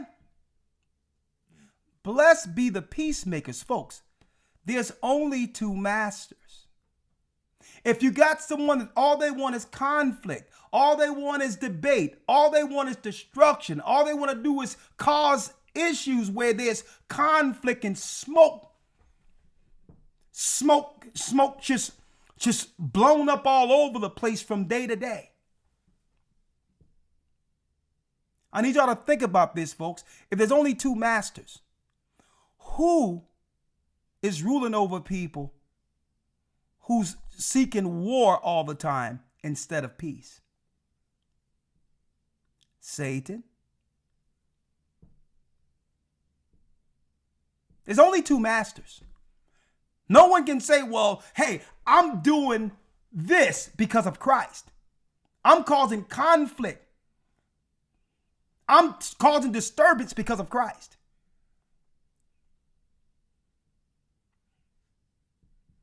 Here is how we get through with people who have already been taken. They need conflict so that the Spirit can leave them and go into a new host. Why they need a new person? They've already taken that person. The spirit, the demon, already had a victory. It don't have to worry about that person who's bound anymore. It's seeking to go into someone else. How do you not allow it in you? This ain't my fight. I want peace. No, you stay over there and fight. No. Because blessed are the peacemakers. Read. For they shall be called the children of God. Look at that. So these demons can look behind other people's eyes all day long. They're not getting in me. Oh, you want war? Peace. See? At least I'm out of the way of it altogether. See? So I can do what the Most High have me do. Blessed are what? Let's go to the next one, Elder. How do you hedge yourself through such a time? Blessed are what? Blessed are they which are persecuted for righteousness' sake, for theirs is the kingdom of God. Because you'll be persecuted for righteousness' sake, knowing you're trying to do what's right, and people are going to hate you for it. See? They're going to hate you. See? Blessed what? Read 11. Blessed are ye when men shall revile you and persecute you, and shall say all manner of evil against you falsely for my sake. Blessed. We're blessed. We are blessed because everything Christ said would happen is happening. And guess what? We're blessed for it.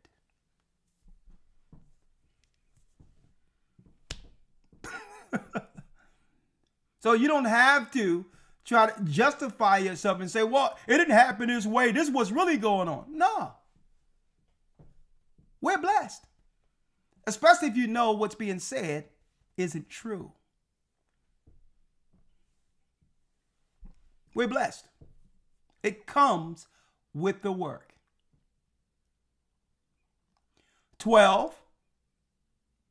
Do what? Rejoice. Do what? Rejoice. Get upset. And be rejoice. Rejoice. And be exceeding glad, for great is your reward in heaven. For so persecuted they the prophets which were before you. They persecuted the prophets that were before us. If it was Isaiah living right now, prophesying and doing Christ's work, they would do the same thing. Jeremiah, all the prophets, they would do the same thing. They wouldn't see any of the good of the prophets. See? They would try to find something to speak ill of a person who they know is doing Christ's work. We are to rejoice. So I'm showing y'all, brothers and sisters, spiritual warfare. Christ has given us the tools to navigate through such a time where people are chemically induced with demons. Go down to the 17th verse, Elder. 17. Now, look at what happened during COVID when every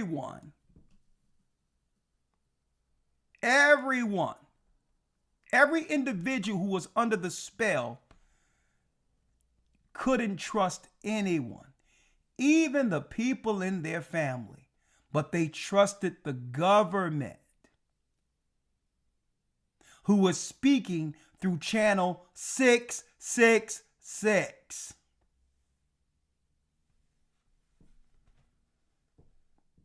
Satan had it where no one trusted anyone around them but him. You know, Christ was looking down, the angel looking down and saying, let's see my light in the earth, those who ain't going for any of this.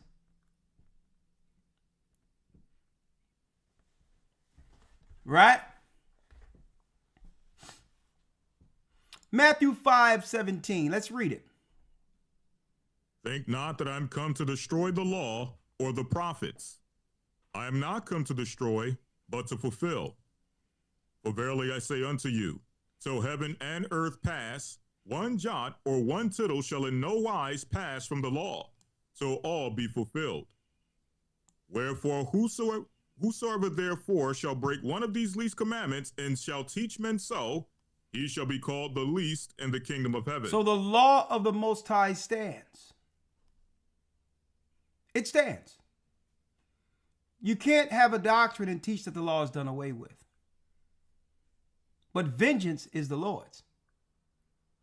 And judgment, the overall judgment, lies with Christ. Read. Hold up. Whosoever therefore hold up. Here's some sweet stuff here. The same shall be called the great in the kingdom of heaven. 20, our righteousness must do what? Read it. For I say unto you, that except your righteousness shall exceed the righteousness of the scribes and Pharisees. Look at that. Our righteousness must exceed the righteousness of the Pharisees and the scribes. The scribes and the Pharisees killed Christ and felt justified in doing so. They called him a sorcerer, folks. They called him an offender of Moses' law. They was accusing him. And Christ says, unless our righteousness exceeds theirs, you shall what? Ye shall in no case enter into the kingdom of heaven. We cannot get into the kingdom of heaven judging like Pharisees. See? I'm showing you how to hedge yourself through these times. You cannot, what? Minimize yourselves under the scope of Pharisees. A lot of people don't understand how the Pharisees operated.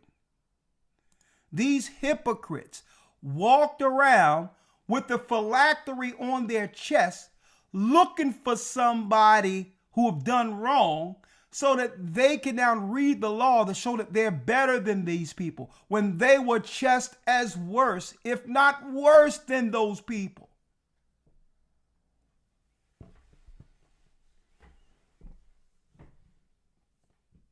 See? Satan is the accuser of the brethren. See? It's not about mercy at all with Pharisees and scribes. It's about wrong, wrong, wrong, wrong. Everything is wrong. It need to be towed down. It need to be destroyed. Stop the work of Christ. Stop it already. You're doing too much. You're saving too many people. You're baptizing too many people. You're helping too many people. Stop already. See how it works?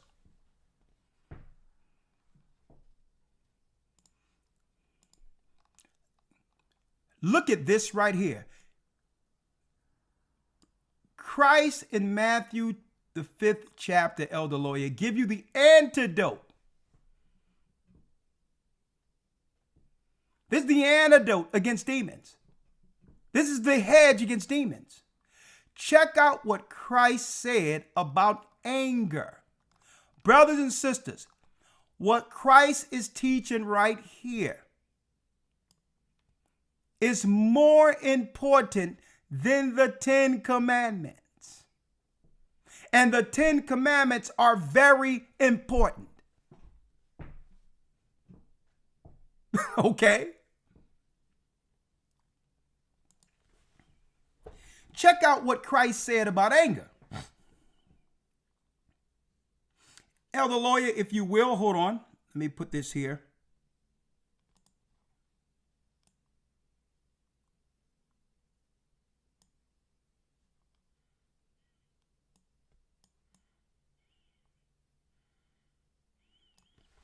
Okay, Elder Lawyer. 21. St. Matthew 5, verse 21. Ye have heard that it was said by them of old time, Thou shalt not kill, and whosoever shall kill shall be in danger of the judgment. There it is. But That's I one say of the 10 Commandments. Read. But I say unto you, that whosoever is angry with his brother without cause shall be in danger of the judgment. Your anger with your brother or upset with your brother without cause. When you know who your brother is. But what is this anger? It would allow you to have a man who's doing right, and in the colons, it tell you what that is. And whosoever shall say what? And whosoever shall say to his brother, Reka. Reka, which is fool. So the same brother that they know that they're angry with without a cause, and then go to others and berate the brother and talk down and minimize the brother as a fool. Shall what? Shall be in danger of the council. What council? The real council. The council of Christ and the angels in the judgment. This is the council that we should be focusing on. This is the council in the heavens. But who? Read. But whosoever shall say, Thou fool, shall be in danger of hellfire. Shall be in danger of hellfire. That's talking down and berating someone without a cause. Having other people feel a certain type of way about others without a cause. The council, then the hellfire. It's talking about the council of the Almighty. This is what we're up against, folks, because something was loose in the earth. Right? Listen to this. Here's the antidote. Listen to this. 23. Therefore, if thou bring thy gift to the altar, and there rememberest that thy brother hath aught against thee, leave there thy gift before the altar, and go thy way. First, be reconciled to thy brother, and then come and offer thy gift. What that mean? The Most High is saying, don't come and pray to me, claiming you're doing something in my name, when you haven't rectified it with your brother. You're not doing this in Christ's name or the Most High's name. You're being ruled by the devil.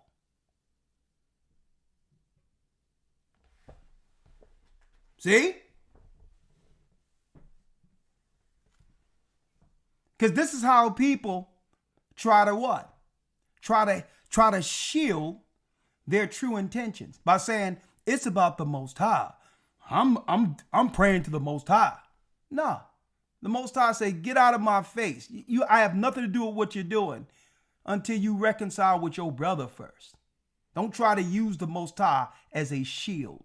He sees you. See how it works? Now we're living in a time when those spirits are loose. 25. Agree with thine adversary quickly, whilst thou art in the way with him, and lest at any time the adversary deliver thee to the judge, and the judge deliver thee to the officer, and thou be cast into prison. Exactly. When you're operating in this world filled with spirits, it can even be the authority, government. A lot of these people are being controlled with that stuff in them and otherwise, or they may not. They may have what? Authority with a government position. When you found in a way with someone with authority, don't argue. Don't go back and forth. Allow them to have full control without conflict. And Christ will guide you through. Don't try to say, I know my rights. I'm a sovereign citizen. They're going to lock your behind up. That's the time we're going into. Because what? Law enforcement have been switched out with the replacements. The replacements are here. And how they did police, where they come from, is an entirely different world than what we have become accustomed to. Okay? So as we navigate through, the police is going to change.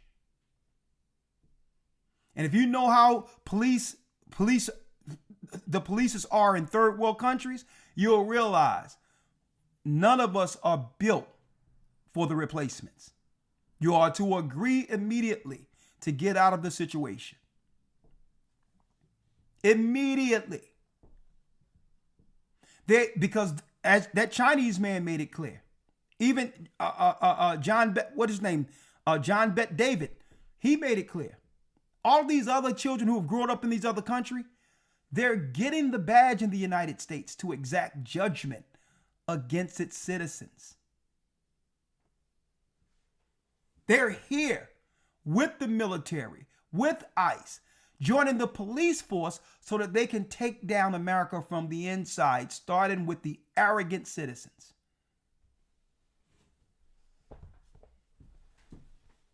That's what they're here for.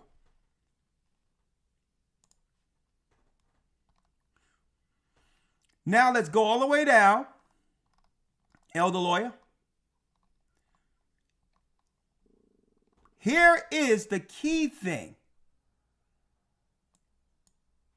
You read Matthew 5. Matthew 5, brothers and sisters, is the antidote to the stuff that's in people. Okay? Retaliation. 36. Read it. Yes, sir. 36. Neither shalt thou swear by thy 38. head. 38. 38. You have heard that have been said, an eye for an eye and a tooth for a tooth. You heard But that I have say been unto said, an eye for an eye, a tooth for a tooth. So Christ is letting us know there will be scenarios where someone does something that will provoke you doing the same thing back to them. Because it seemed justified. Well, he did it to me, so I'm going to do it to you. No. Remember when I mentioned the spirit that's looking behind people's eyes, waiting to come into you? What they'll do is try to provoke a response so that the demon can travel into you. And this is how they do what? It'll travel from one person to the next, and then they'll have a team of people controlled by the same demons. That's how it works.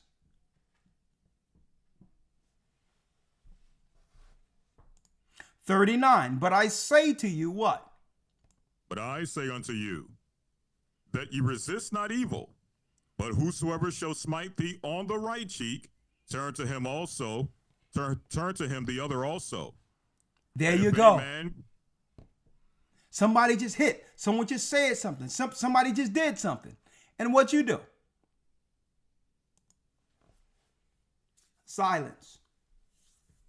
Because it doesn't work without the response or the retaliation. A fight only works if what? If there's two fighting. If somebody's sitting there fighting by themselves, eventually they look dumb, gum, crazy. See? See how that works?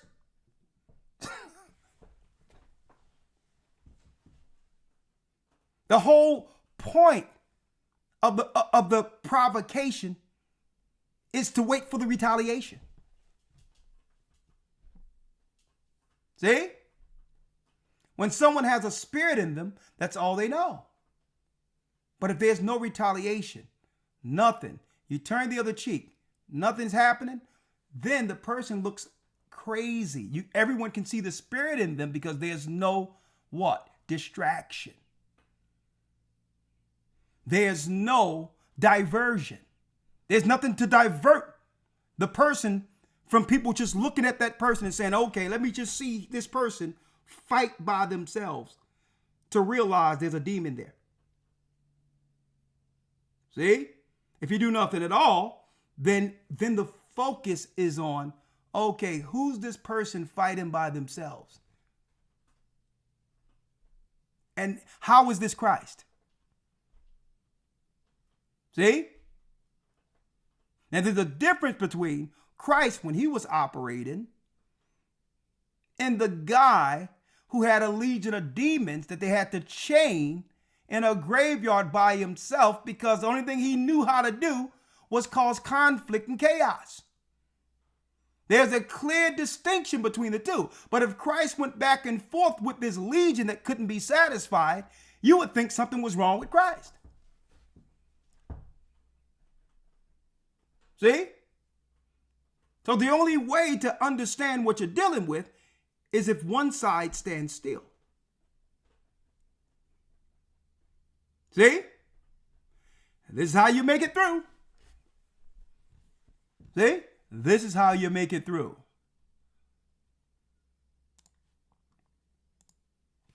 Right? 40. Let's read this. And if any man will sue thee at the law, and take away thy coat, let him have thy cloak also. There you go. If someone take your cloak, hey, you can have this too. Not a big deal. Read. And whosoever shall compel thee to go a mile, go with him twain. Whosoever shall compel thee to go a mile, go 2 miles. See? Go 2 miles. Still be a brother. Still be a sister. Read. Give unto him that asketh thee, and from him that would borrow of thee, turn not thou away. Give to him that asketh thee, and from him that will borrow from you, turn him not away. See? All of these shield those in Christ. Right? 43. Listen to this. Read. Ye have heard that it have been said, thou shalt love thy neighbor and hate thy enemy. But I say unto you, love your enemies, bless them that curse you, do good to them that hate you, and pray for them which despitefully use you and persecute you. There is the antidote. That's my answer. Listen, I'll copy it and paste it. This, that, and the other. This, that, and the other. And you know what I'll say? In response, I love my enemies.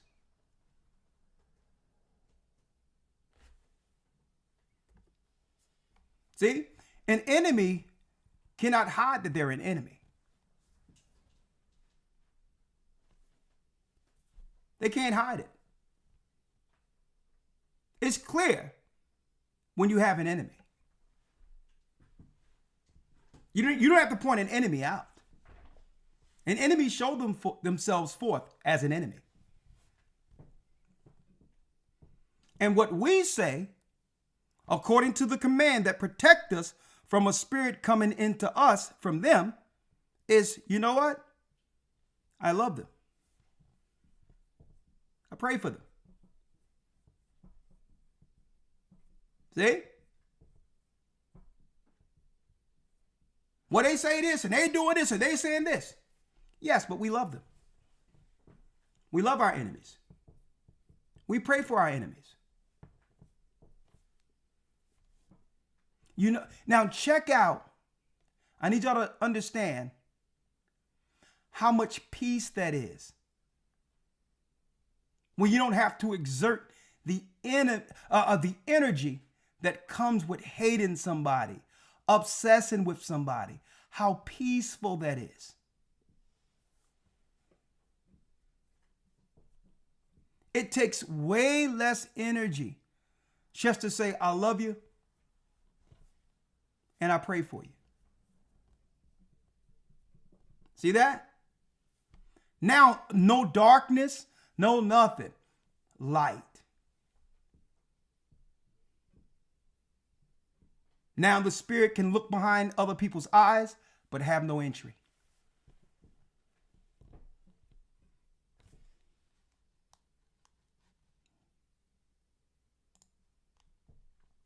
And folks, this is Christ speaking. No one, none of us have more power than him. This is him speaking. He's saying, listen, if you respond or if you deal with retaliation with these people like that, then you won't have the same protection. And we're coming into some dark times. I'm going to show you those times in a moment. Stick with me. Right? 45, elder.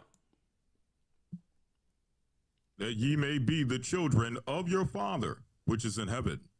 For he maketh his sun to rise on the evil and on the good, and sendeth rain on the just and the unjust. See? Because even though anyone can feel a certain type of way about a person, they're still the Most High's children.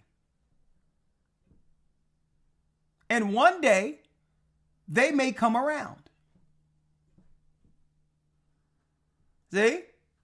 One day they may come around and understand, okay, I was wrong. So Christ says, you know what? Pray for them. Don't hate them. Pray for them. But don't let the spirit in them that's in them in you. See how that works? 46. 46. For if ye love them which love you, what reward have ye? Do not even the publicans the same? If you love those that just care for you, there's no reward in that. But suppose you love your enemies. And in good conscience, you know that's true.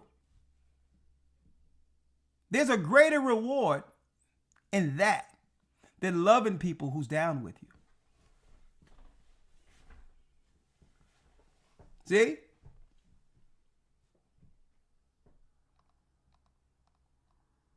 See?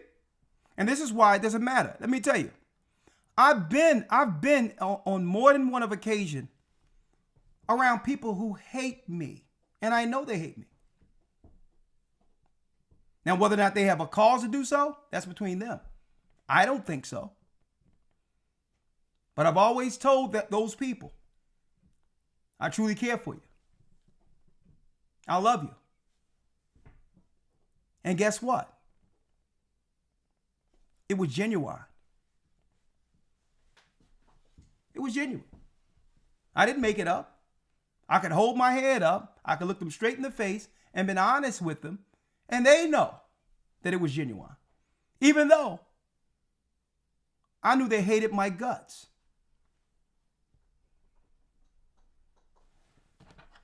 But hey, that spirit ain't gonna come on me to feel that way about another person.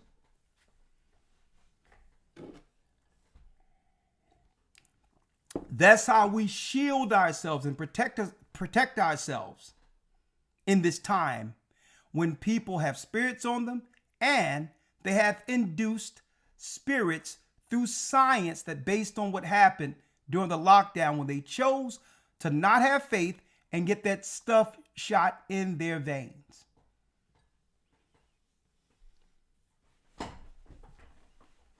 Right?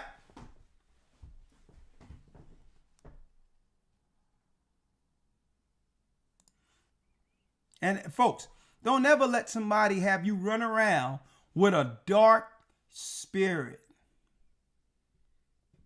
Okay? What I do is I'm like, listen, and this is what I tell brothers and sisters too. Whatever you feeling, if a person didn't do nothing to me but good to me, I'm not even entertaining madness. How am I feeling a certain type of way about another person who did nothing to me? Because of what this person said or done. That means, that's right, the spirit that was looking behind the person's eyes has now entered you. See? But here is the key. Matthew, the 5th chapter, is how we endure through this. That's right. 47, read it. And if you salute your brethren only, what do ye more than others? Don't even the publicans so? Exactly. So now, guess what? And being genuine in the spirit, you can say, hey, how you doing, brother? And of course, every demon from West Hell would have them, I hate your guts, die already. Hey, brother, I love you. See, I love you.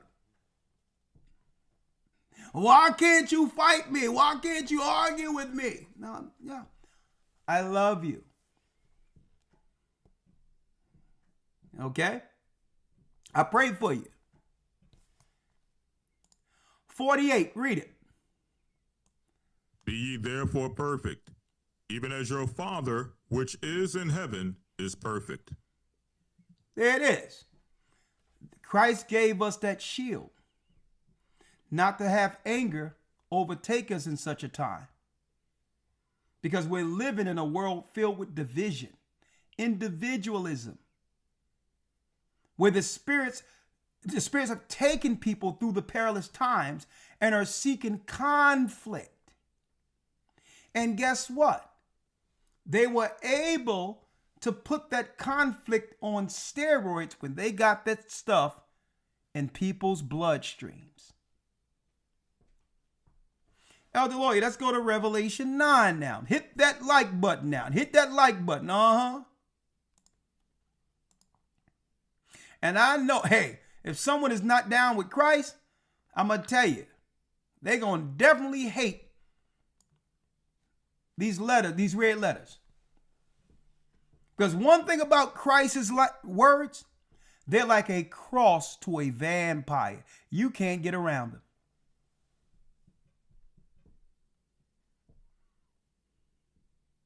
Like, here's an example how you can't get around them. Christ says, if you have aught with your brother, you go to him and you alone. And if your brother hear you, you've gained your brother. So if you do it any other way outside of what Christ said, the devil have taken you. There's no getting around it. You can't say, well, I would have went to him, but he probably wouldn't have listened to me. No, the devil have taken you. Christ didn't give you an exception to his rule. See? That's why people don't like Christ's words. That's why in any situation, I'll pull Christ out and say, well, hold up. Christ said do this. If he would have done this, we probably wouldn't be here right now. So you want me to deal with a situation that's anti-Christ after Satan have taken hold, instead of doing what Christ said. The red letters in this book, folks, is like a cross to vampires. Or they'll lie. Oh, I did go to him. lie. Well, we went to him. Why are you talking to me? Where is the scripture that say once you got a problem with somebody else, you go to somebody that don't got nothing to do with it?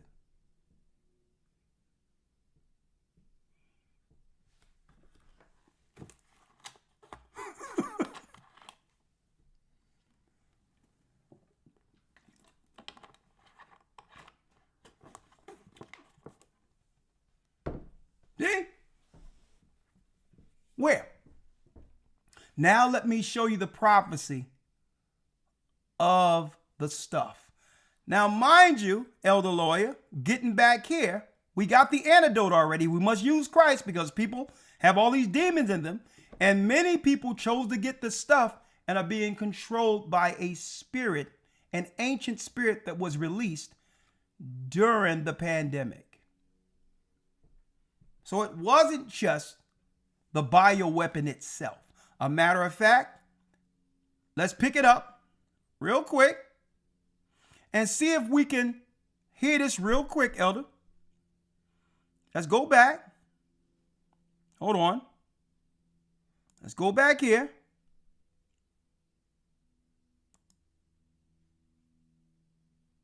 Yes, China had to do it. Nancy Pelosi goes Fair to use. Chinatown. Stop being so racist. Trump's like, what are you talking about? It came from China.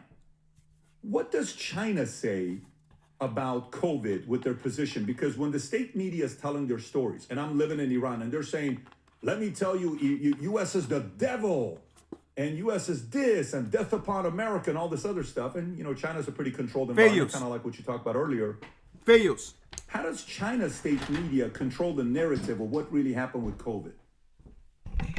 Okay, so unfortunately, COVID has been memory hold in China. So no one talks about it. It was a traumatic 3 or 4 years for Chinese society, and people have basically just forgotten about the experience. No one even mentions COVID anymore. People still get COVID, but no one mentions COVID anymore. So all this has been memory hold, and people would rather just move on with their lives because there's absolutely no point in talking about it.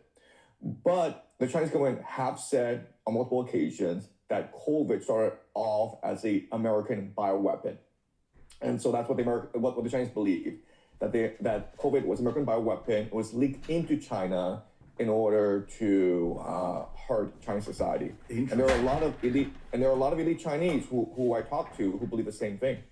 So they believe it was a bioweapon released from U.S. in China. That's the narrative they say. Look at that, elder lawyer. Look at this. For those who missed it, hit the like button. So somebody might ask, well, what do the Bible and what we have to say about how Christ said to react to certain things, how does that have anything to do with what they're saying was released as a bioweapon in 2020? Well, because the behaviors of people have changed with a spirit in them. National Library of Medicine. Unmasking of schizophrenia following, there you go, the Jim Jones juice. They started to see an uptick in schizophrenia, aggression, unexplained mental behavior. So they're going to be people seeking to provoke certain things even beyond their mental control. And if you stand in Christ and not entertain it or go back and forth with it, then the spirit is going to seek someone else to have conflict with. We wrestle not with flesh and blood. This was a spiritual operation to get the stuff in people. That's from what? The Indian Journal of Psychiatry, the National Library of Medicine white papers. So some people who was absolutely normal with no medical issues at all were scared and went and got the stuff. And now a lot of people are bipolar, schizophrenic, and out of their minds. And one thing about these spirits, they find one another because they were together bound in the river Euphrates together before the release. They were bound together. So they'll find one another and unite.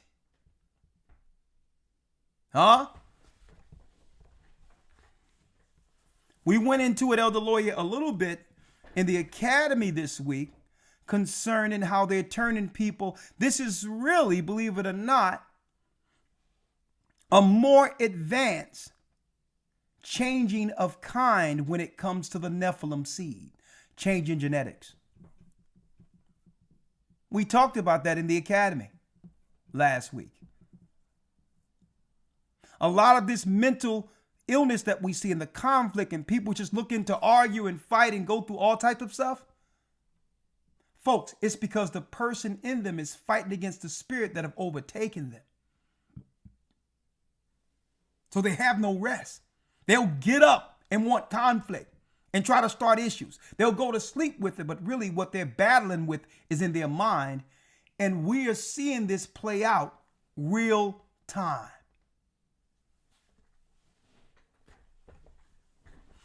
And guess what, Elder? You don't see no one anywhere relating this to a decision that had nothing to do with what they're experiencing.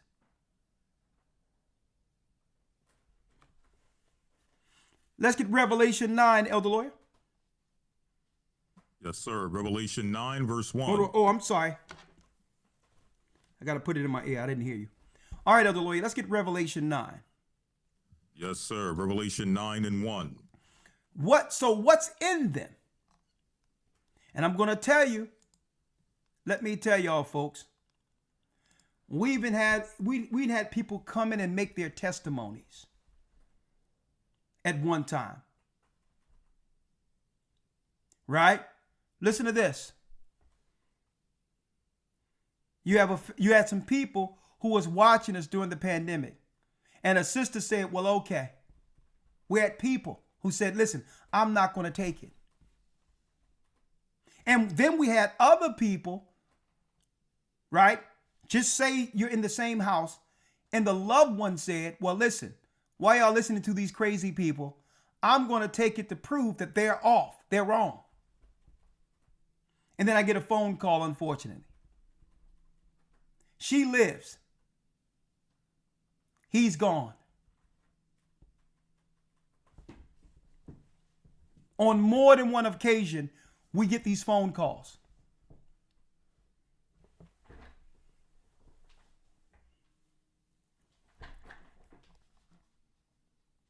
Revelations 9.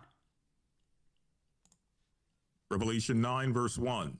Let's read it. And the fifth angel sounded, and I saw a star fall from heaven unto the earth, and to him was given the key of the bottomless pit. And he opened the bottomless pit, and there arose a smoke out of the pit, as the smoke of a great furnace, and the sun and the air were darkened by reason of the smoke of the pit.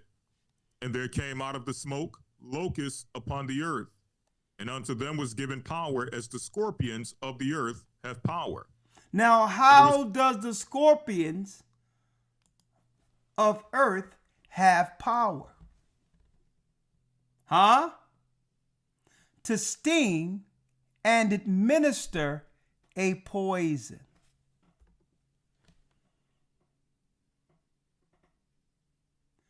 So what does that have to do with Revelations 9?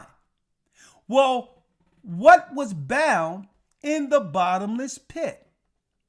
Well, it tells us in the book of Jubilees that when Noah began to rebuild on this side of the flood, the Nephilim spirits started destroying his children. And 90% of the Nephilim spirits were bound in hell. So when it talks about what? An angel opening the bottomless pit is to release the 90% of the spirits that was bound during the time of Noah from the river Euphrates. Now, of course, once these spirits are loose,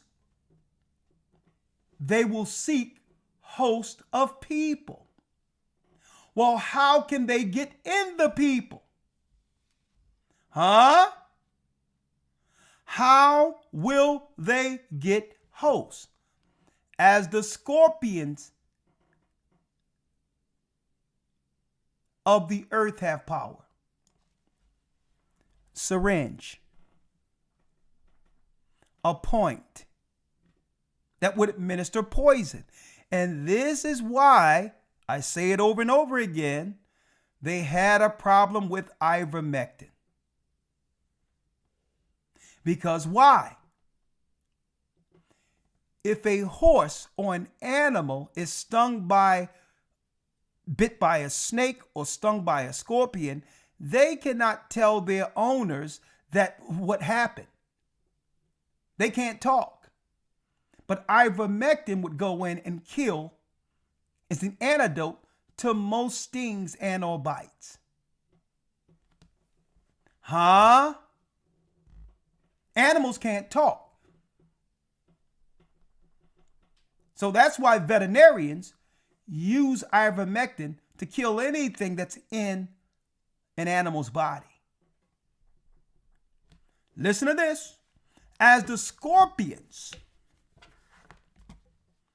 of the earth have power. Well, what power does a scorpion have? A sting. This is what John is seeing in the future. A lot of people getting stung. And it what?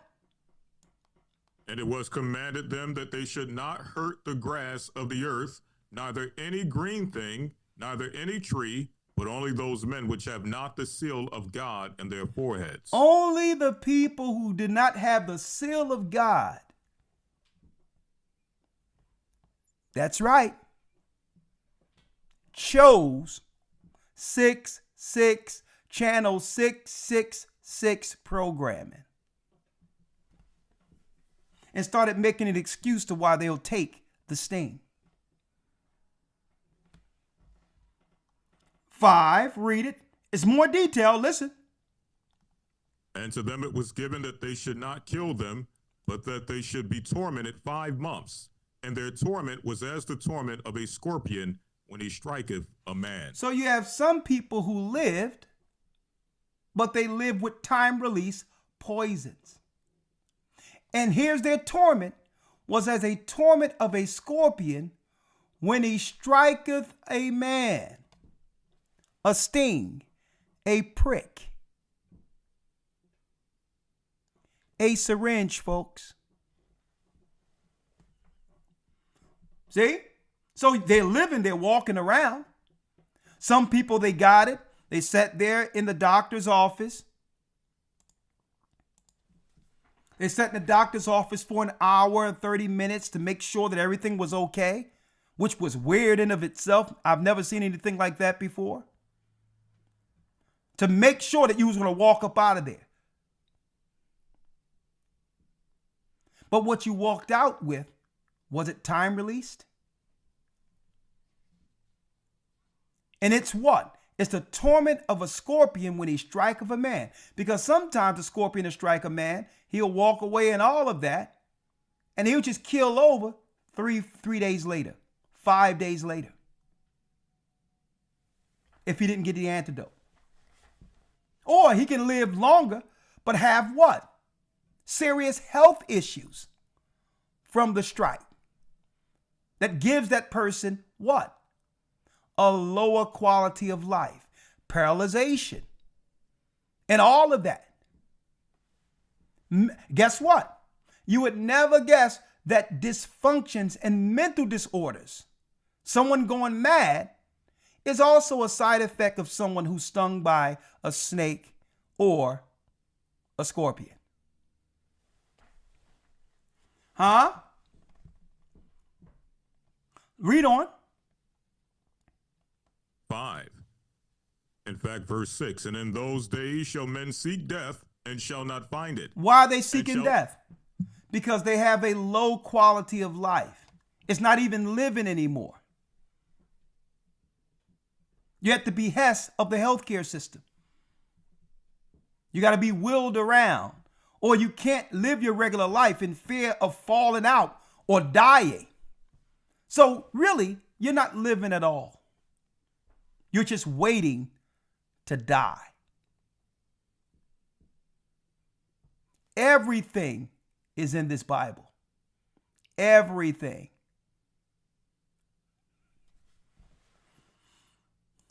In those days shall men seek death and shall not find it, and shall desire to die, and death shall flee from thee. So they're living, but with no quality of life. Having to be cared for almost 24 hours. People coming to the healthcare system is benefiting. The nurses and the doctors and those who deal with house care and all that, they're doing pretty good. But the person have no life at all.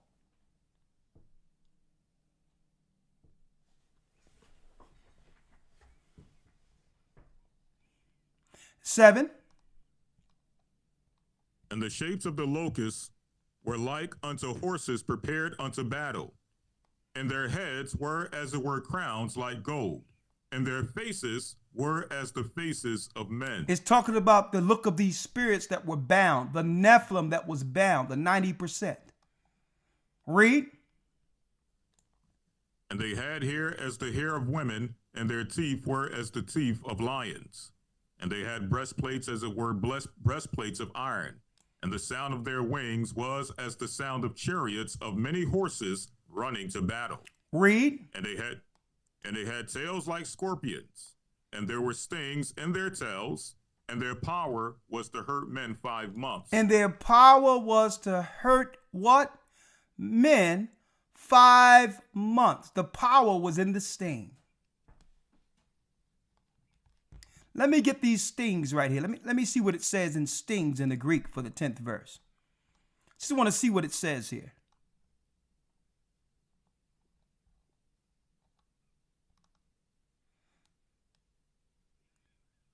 Stings. Look what it says here, elder. Kentrin. To prick. To prick, and what will they use to prick? A point.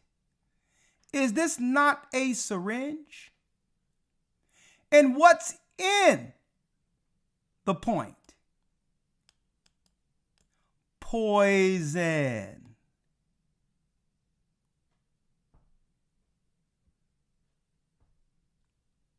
Or, listen to this, elder. Here's the mental side of it. To goad. Okay, to goad. These are people who what? Instigate. To cause conflict, to goad. Or a divine impulse. An impulse. Man, what a weapon. To prick is what? That's a syringe, folks. A point is what John seen. A sting, and what was in the prick? Poison.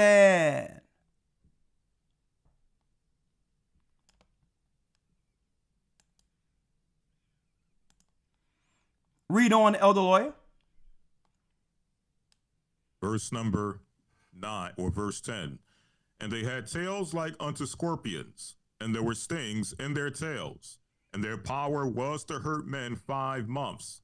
Read. And they had a king over them, which is the angel of the bottomless pit, whose name in the Hebrew tongue is Abaddon, but in the Greek tongue have his name Apollyon. The spirit Apollyon.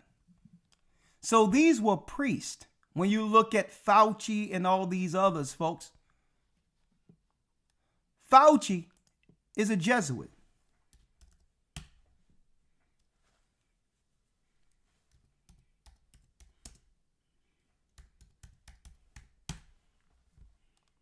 Look, huh? Y'all think, hey, you think I'm making this up? Look at this, folks. Fauci, who all of a sudden disappeared. Georgetown University. Right? Dr. Fauci reflects on how he was lived out his Jesuit values in his career. The Jesuits are the Knights Templar, Satan's dark knights of the Vatican.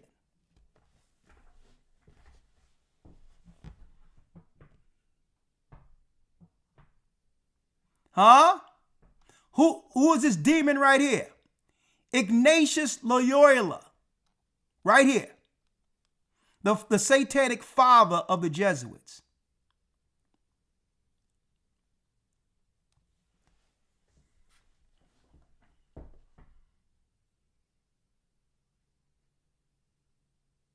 Will the earth shut down again? Fair use before opening this up. Fair use. When the world shut down again.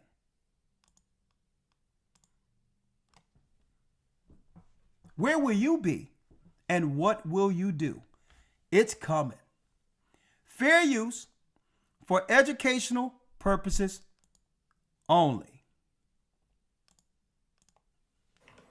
We are now hearing of lockdowns, energy lockdowns. But what exactly is that, and how could that impact us here in the United States? Some people have been saying that this could be worse than COVID. This could be worse than the pandemic. Not for the fact that we could see people pretty much shut into their homes. They cannot move. They cannot go anywhere. Schools closed, businesses shut down. Travel is pretty much suspended. No, that's not the lockdown that we're seeing. So today, we're going to address what could be coming here to the United States. And some are already saying that this should be on the table. The options should be there for this in the matter of days. But listen to this right here. It says, a new oil shock is building. The next few weeks of war will be decisive for the economy. Okay, we're not going to talk about the war. We know the war's going on. We know what's happening. We know there's still time left. It's not over. But I want to read you something else. It says, what is an energy lockdown? Why the term is... Now, mind you, Elder Lawyer, there's been a ceasefire at the Strait of Hormuz, where things can open up temporarily, but keep our eye on it leading up until what? The summer into the spring, on whether or not they escalate this Iranian war. It's usually the Ides of March where they're in war. That happened February 28th, and it usually happened the 7th month, or what you would call September. They just like doing their wars during those particular times. They just do. It's the Roman way to believe that the so-called gods are on their side when it comes to waging war. Right? Just wanted to put that out there.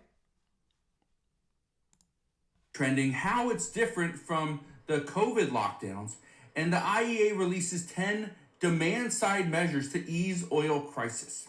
All you need to know. Okay? I was reading this article, and one of the things that I was looking at was, how does this differ from the pandemic?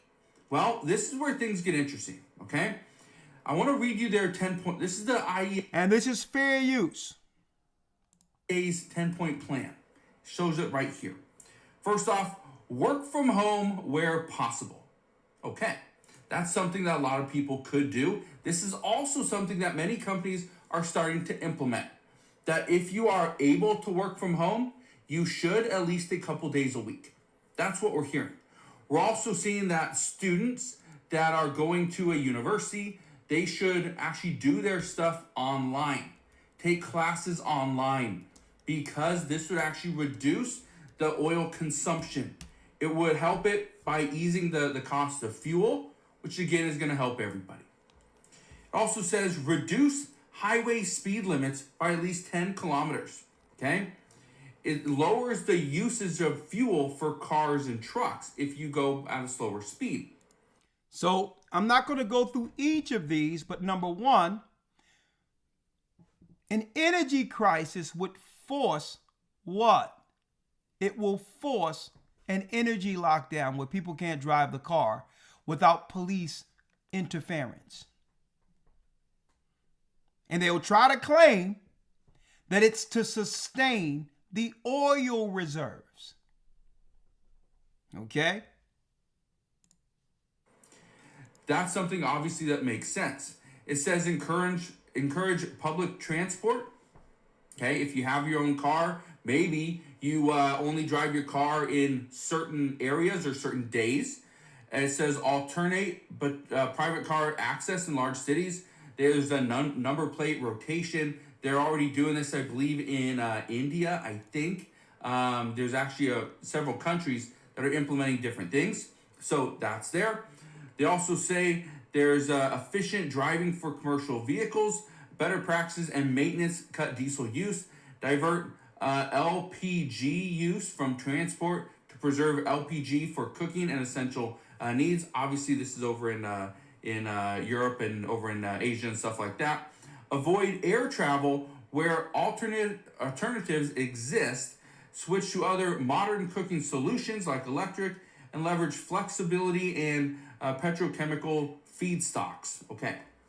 Here's what could happen in the United States, and this is, according to experts, is the most likely option. Okay? Here's what you need to know.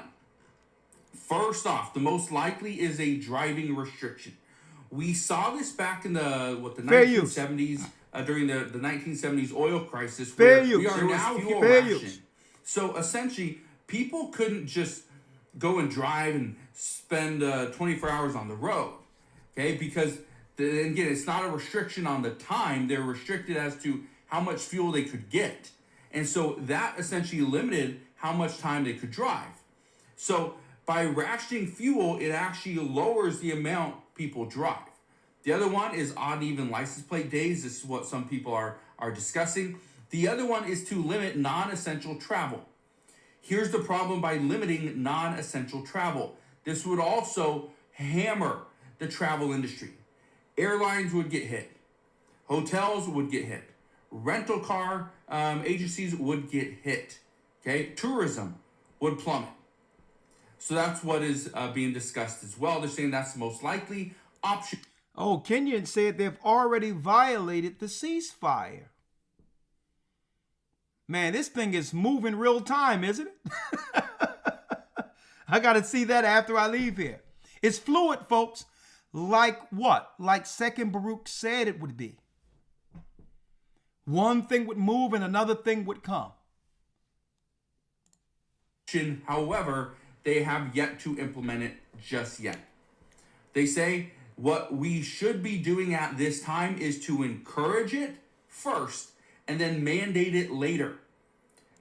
How are they encouraging it first? Right? You all come here to get in front of a lot of this. How are they getting people adjusted to it first? With that bogus government shutdown, which does what?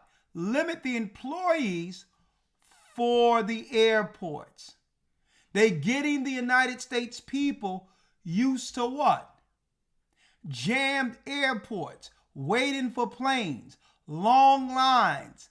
It's all a beta test to get the optics, to get us adjusted to what's going to be soon permanent.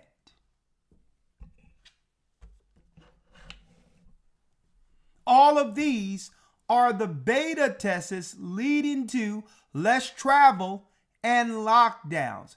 It has nothing to do with what they're talking about. The demo nuts are talking about what?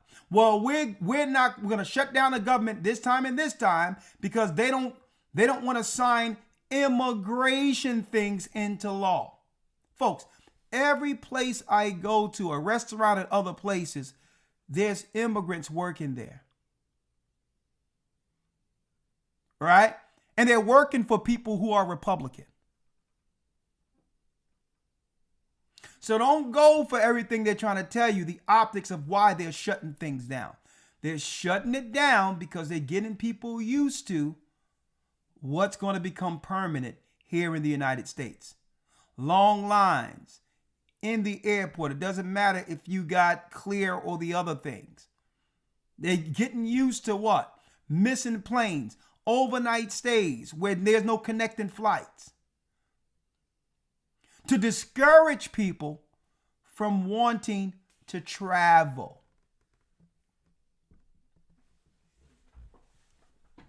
That's where it's going. Elder Lawyer. Now let's go to Baruch again. When the world locked down again, where will you be? What will you be doing? I'll tell you what we're going to be doing. We have a mass baptism. We have 2 mass baptisms, and we'll be setting up churches. Because many people, when the next thing happens, and I'm going to tell you this, even the people who can't stand us are going to be right here trying to figure out what to do. They're going to be right here. And we're going to be doing what we did the last time. We were moving through the earth doing the Most High's work.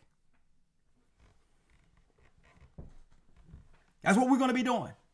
Because guess what? Through all of this, our God, Ahaya, Ashar, Ahaya, is in control of everything.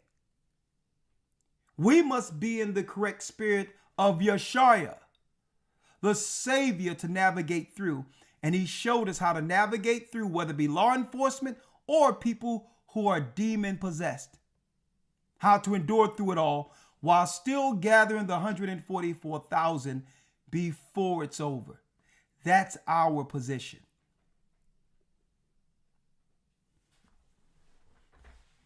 Right? Elder Lawyer, if you will, let's read it. And guess what, folks? Why you think I keep emphasizing Second Baruch? Folks, I've yet to see anyone anywhere, whether you be Israelite, whether you be a Christian, whether you be whatever you're dealing with, break down the prophecies real time concerning what we'll be living through and how to get through it using Baruch. I've yet to see it.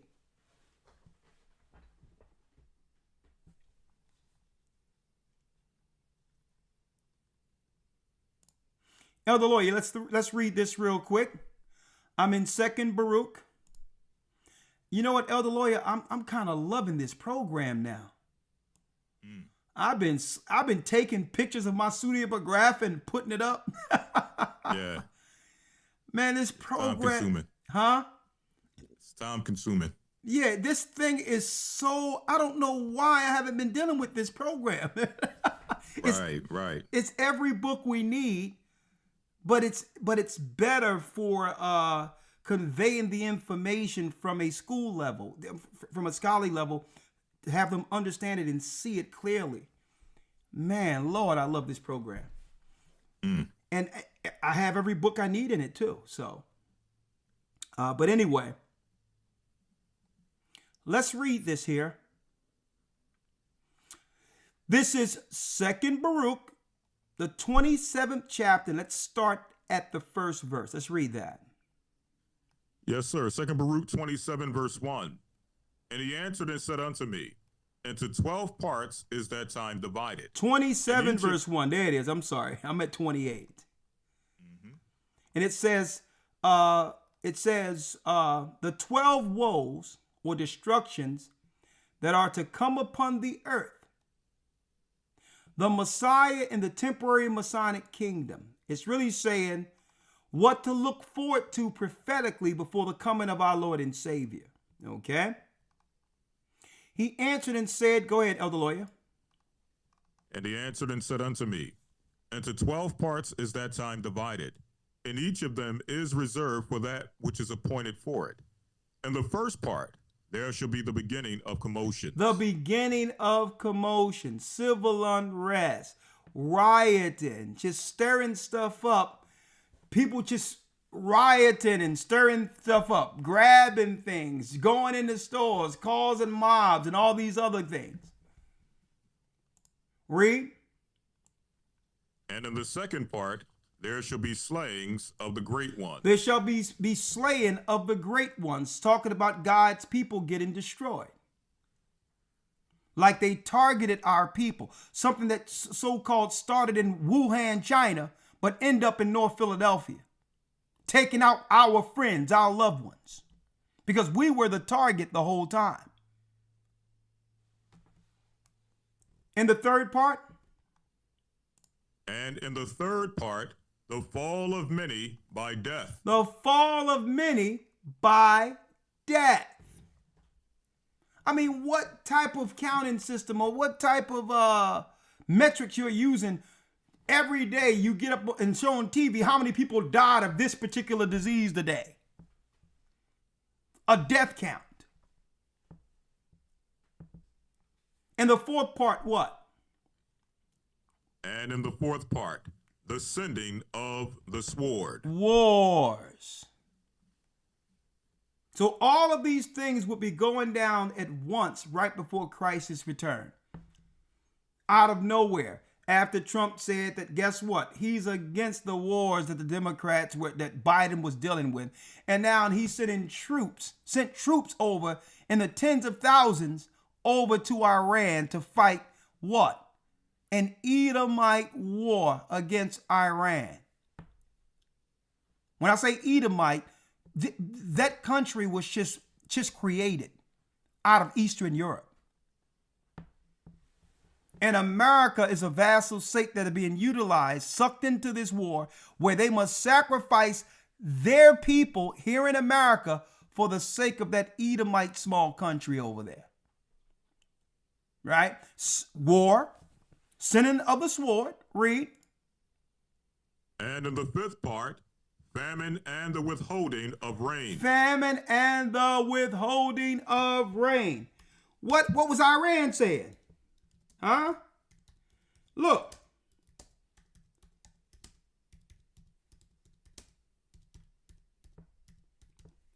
Ramar brought this out. Ramar brought this out. Let me see. Ramar brought this out. How Iran was complaining about America using weather warfare against them. Look. The withholding of rain. Come on, man. What's this? 1 second. Let me get it.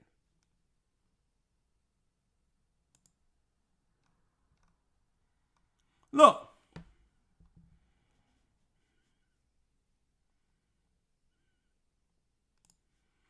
Iran's black rain is the latest grim of example of weather in war zones.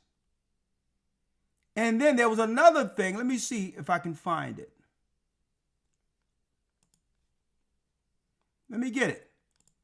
Where the Iranians, brothers and sisters, was complaining about America. Look. Real news. Look. Look at this. Iranian expert accuses the United States, Israel, of weather manipulation to deepen drought. I-24 News. Now, folks, it's no longer considered a conspiracy theory now. They used to call it a conspiracy theory. But all you have to do is look up weather treaty between Russia and America, where it was agreed upon that they would not use weather warfare against one another. It was a treaty that was done between America and Russia. A matter of fact, I have some of those white papers. I downloaded the archives on my computer where they signed the agreement. Iran expert accuses United States and Israel of weather manipulation to deepen drought. As of August 4th, 2025 of last year, they was using weather warfare before the physical warfare against Iran, according to what Iran alleges. Okay? Everything the scriptures prophesied is happening.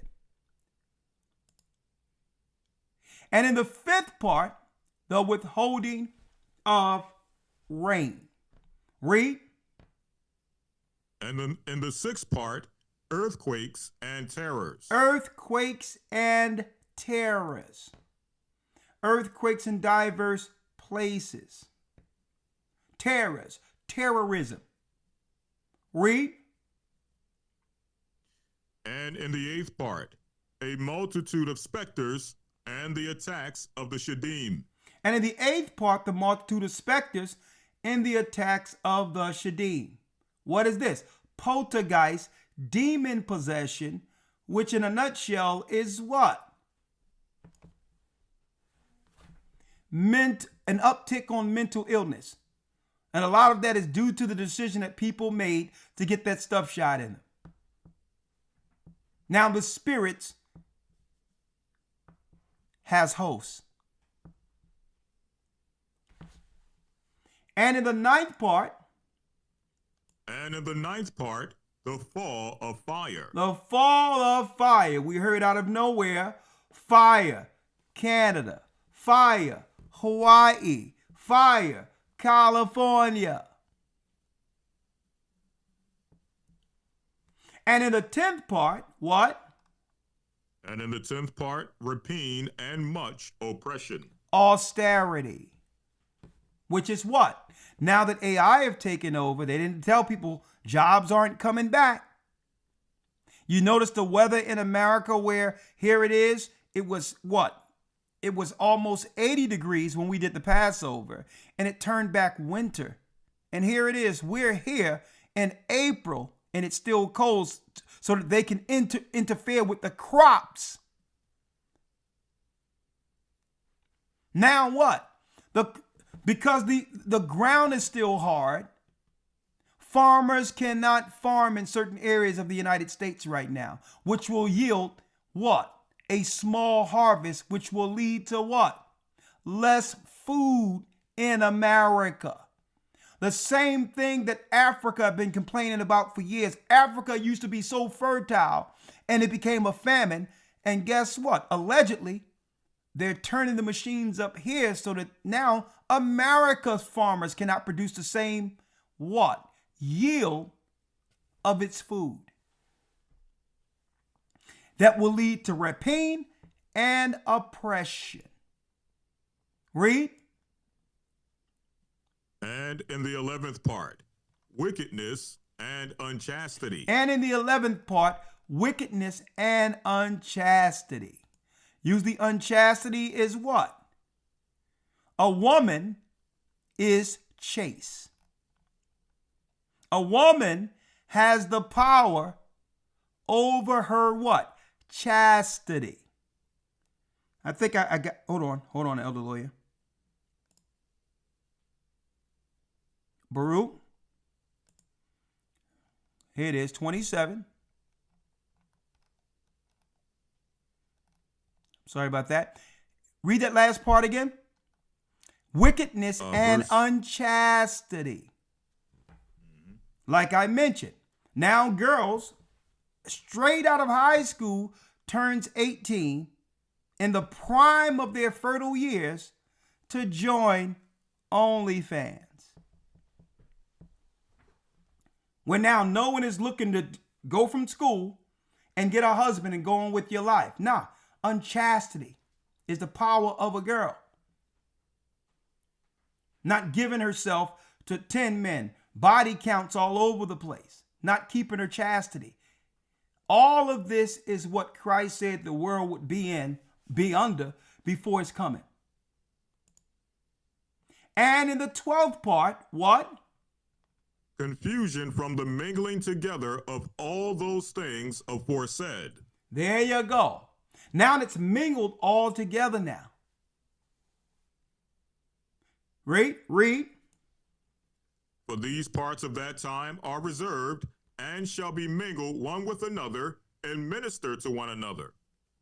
For some shall leave out of their own, and receive in its stead from others, and some complete their own, and that of others, so that they may not understand who are upon the earth in those days, that this is the consummation of the time. And people are not even going to understand, because today it's talking about weather. The next is going to be talking about war. The next thing you'll be seeing people getting locked up and being called for domestic abuse and all these others, because people losing their minds out there. Every day there's something different. Every day it's going to be something different that would actually keep people focused off the fact that when you look at it all together, Christ is sending the signs of the times. That we're not to get caught up in any of the 12. We're seeing this from the outside like Christ is. Thank you, Gerard Ball. I really appreciate it. Look at that. These are the times we are in. And folks, you need to ask yourself, because guess what? The first one took everyone off guard. I didn't care. I'm going to tell you that right now. I was telling people, don't listen to them. Don't do it. I don't care what anybody say. I don't care no religious leader or what group someone was with. You better not do it. Folks,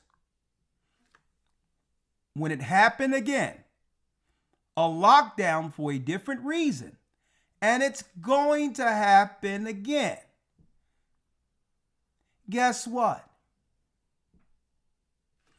The word here will be as consistent when it happens than when the crisis happened and everything shut down. I'm going to tell you that right now.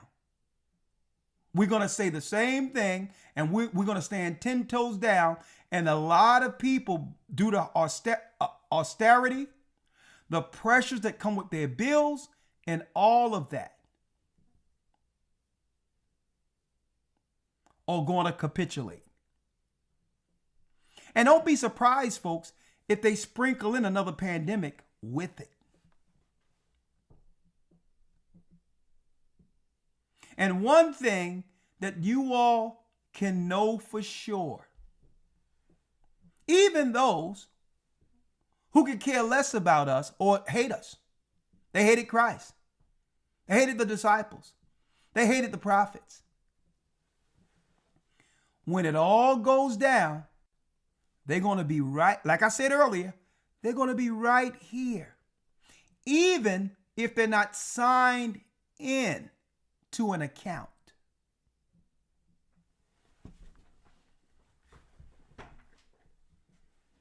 And some people may ask why. Because the Most High, when he called us into this ministry and gave us a ministry with the doctrine that was lost, it was all predicated and founded on end time prophecy. Since the time the Most High called us with this ministry, given us his name, it began with end time prophecy, and everything that the Most High gave us from the beginning has unfolded and will unfold. when everyone was talking about Russia, Russia, America, Russia. I don't care if it was Christians. I don't care if it was Israelites. What did we tell you? Through the Spirit of the Almighty. Iran. Iran is the war that tipped the scales. And here we are.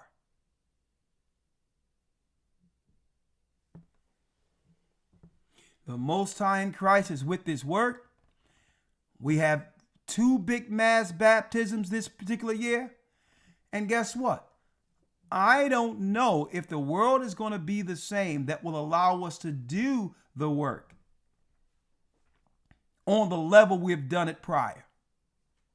But we'll still be doing what we can.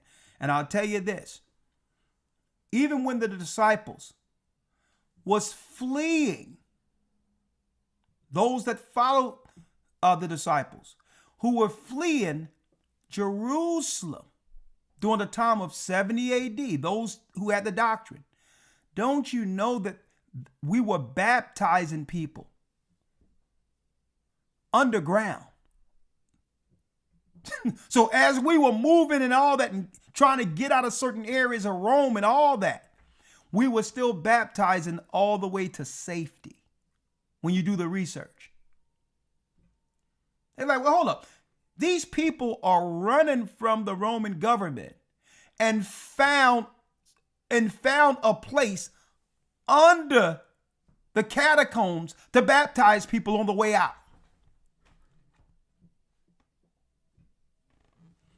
We'll be baptizing until the wilderness. Any place there's water, we'll be baptizing. We have 2 mass ones this year. We're planning on, if the Most High have it be his will, one of the biggest Passovers we've ever had in the earth before the curtain come down on this place. And guess what? Hey, Elder Lawyer, he be traveling back and forth into Africa. We got a ministry in Africa.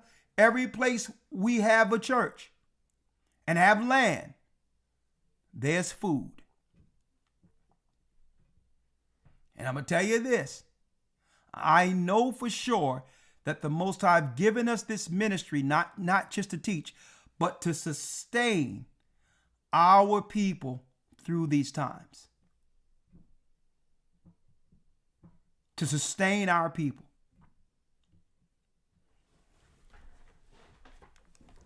Anything you have to say, Elder Lawyer, before we open up the lines?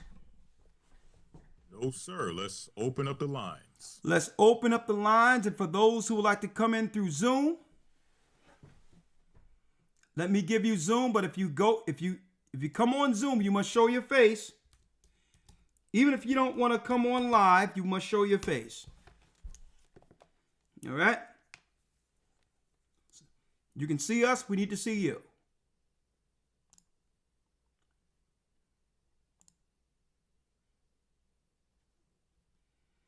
All right. And again,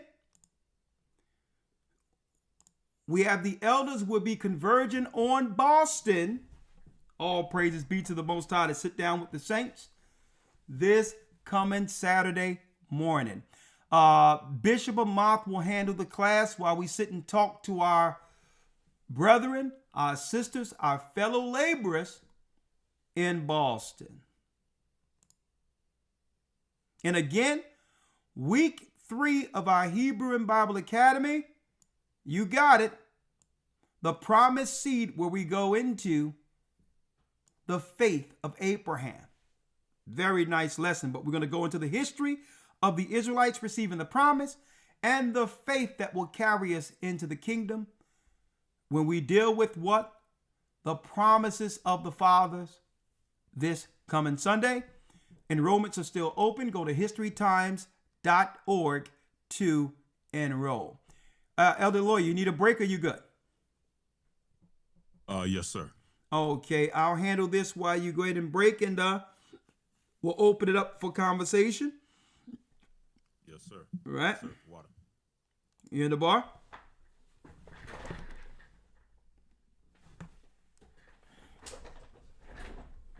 That's right. Shoulder of Christ. Soldier, of Christ. There you go. See? Boom. JudahClothing.com. That's right. Soldiers of Christ. And guess what? Since Christ enlisted us in his army, we have never looked back. Huh? Shamo. Right? Let's do this. If you want a text to come in, let us know.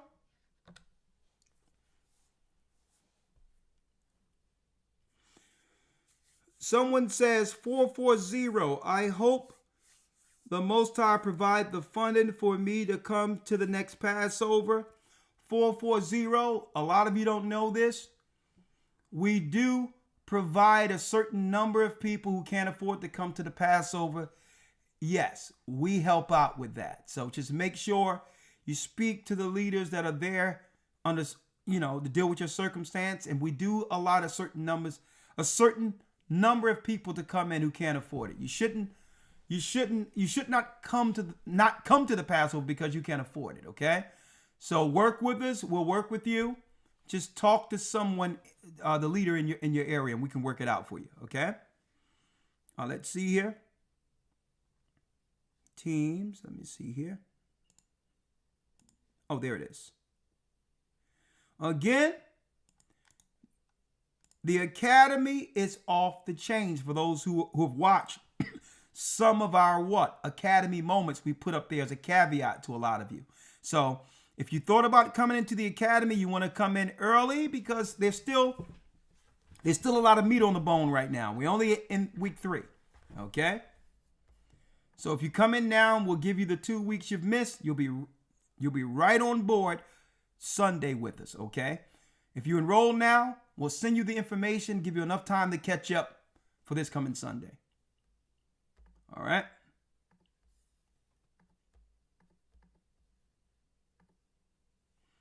Yeah. Sometimes, brothers and sisters, a lot of you, I can understand that if you're falling on hard times or whatever the case is, you're probably ashamed, don't want nobody to know. You can always go to the leader there and let them know one-on-one. We're not going to tell anybody what's going on with you personally. If you're hurting or something and say, listen, I'd like to go to Passover, we can work something out with you. Don't worry about that, okay? But if you don't say anything at all, no one knows, okay? Thank you, Elder Dell. HistoryTimes.org. I put Zoom.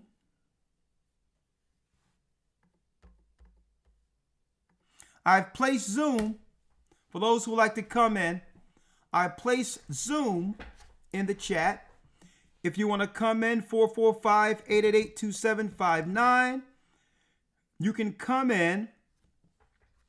Just message me and let me know you like to come in and I'll call you. Because this phone is just off the hook altogether.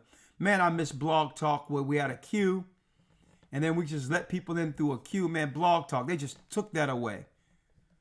I used to love the Blog Talk settings because it gave us a switchboard that we can deal with.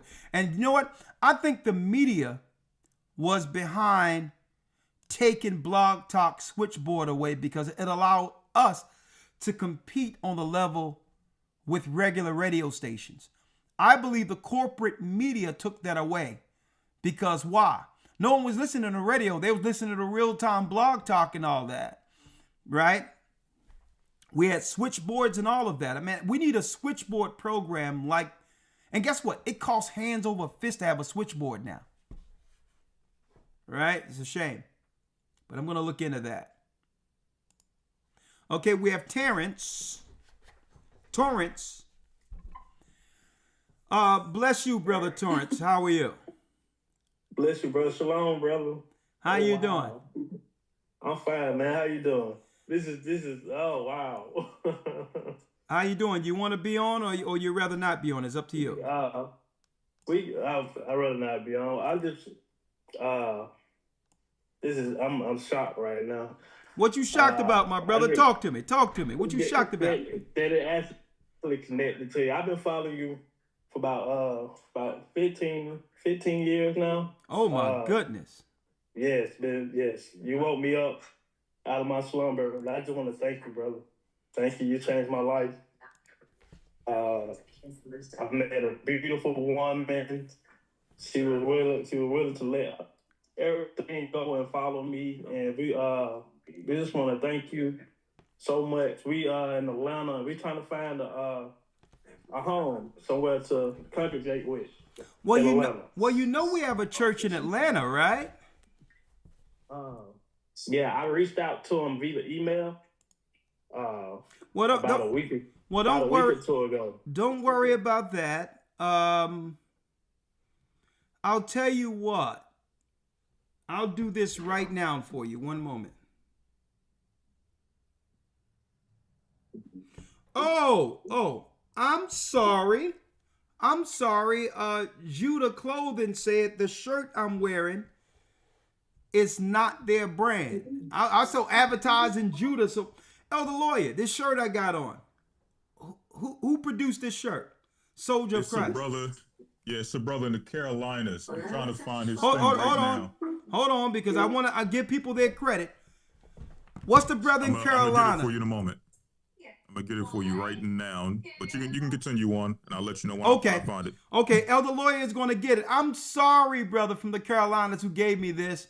I don't want to, show you how honest our brothers is.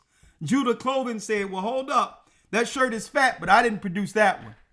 To show you how honest and loving our brothers is, I want to make sure I give the person who make this shirt their proper credit so that y'all can get it, because, man, I love this soldier of Christ. Because it reminds us to stay in his army too. It reminds us of why we're called and to never give up through everything, even adversity.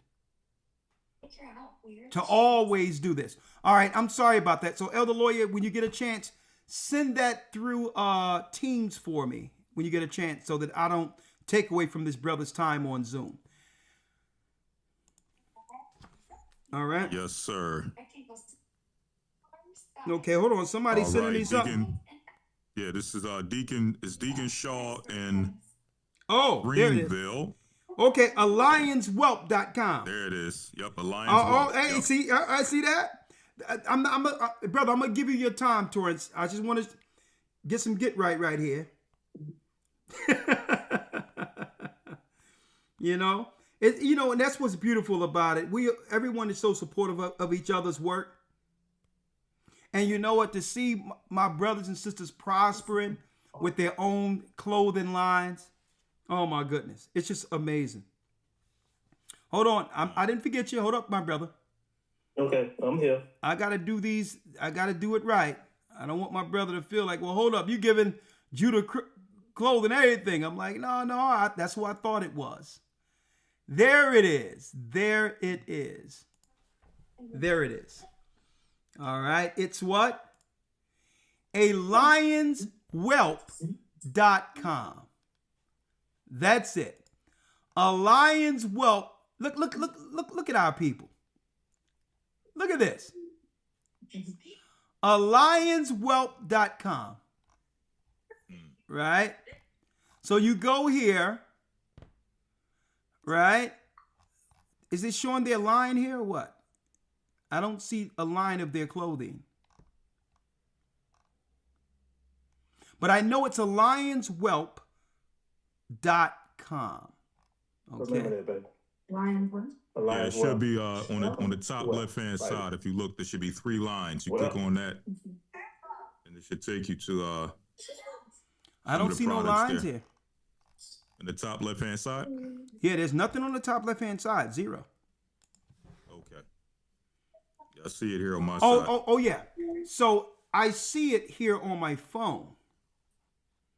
I see the lines on my phone, but it's not. On my phone it works, but not on my computer. Okay. But still, it works on the phone. AllianceWhelp.com. AllianceWhelp.com. All right. And you can get this shirt, Soldier of Christ.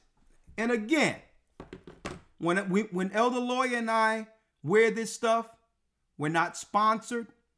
We don't ask for nothing. We want these brothers and sisters who's producing clothing for the Almighty to get everything that's coming to them for their work. That's right. Right? We don't say, well, we'll do this. We're going to cut something with you. No. If it looks good, we're putting it on. There you go. All right. So real quick, brother.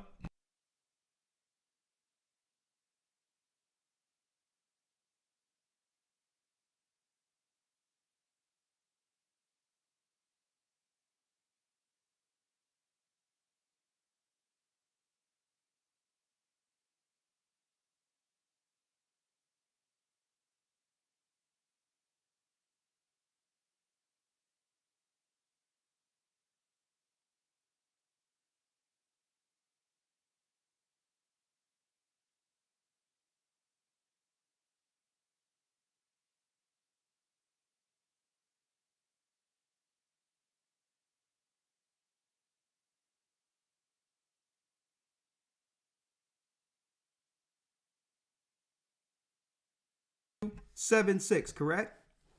Right. Okay, Baruch will be calling you tonight or tomorrow to join the church this Sabbath. That's fine. Right? So tell me That's about fine. your journey. You said you've been following us for 15 years? Yeah, I've been following y'all 15 years. At that time, I had fell into some hard times, and I was so lost, and I was just trying to figure out why. Like, I'm not a bad person. My family was in hard. It was a hard time for my family too as well. And I was just trying to figure out just why. So when you said you fell into hard times, do you mind going into what happened? Like what happened? I lost my job. We was just put out of our apartment, me and my mother at the time. And my mother was staying with my brother. I was staying with my sister, sleeping on her sofa.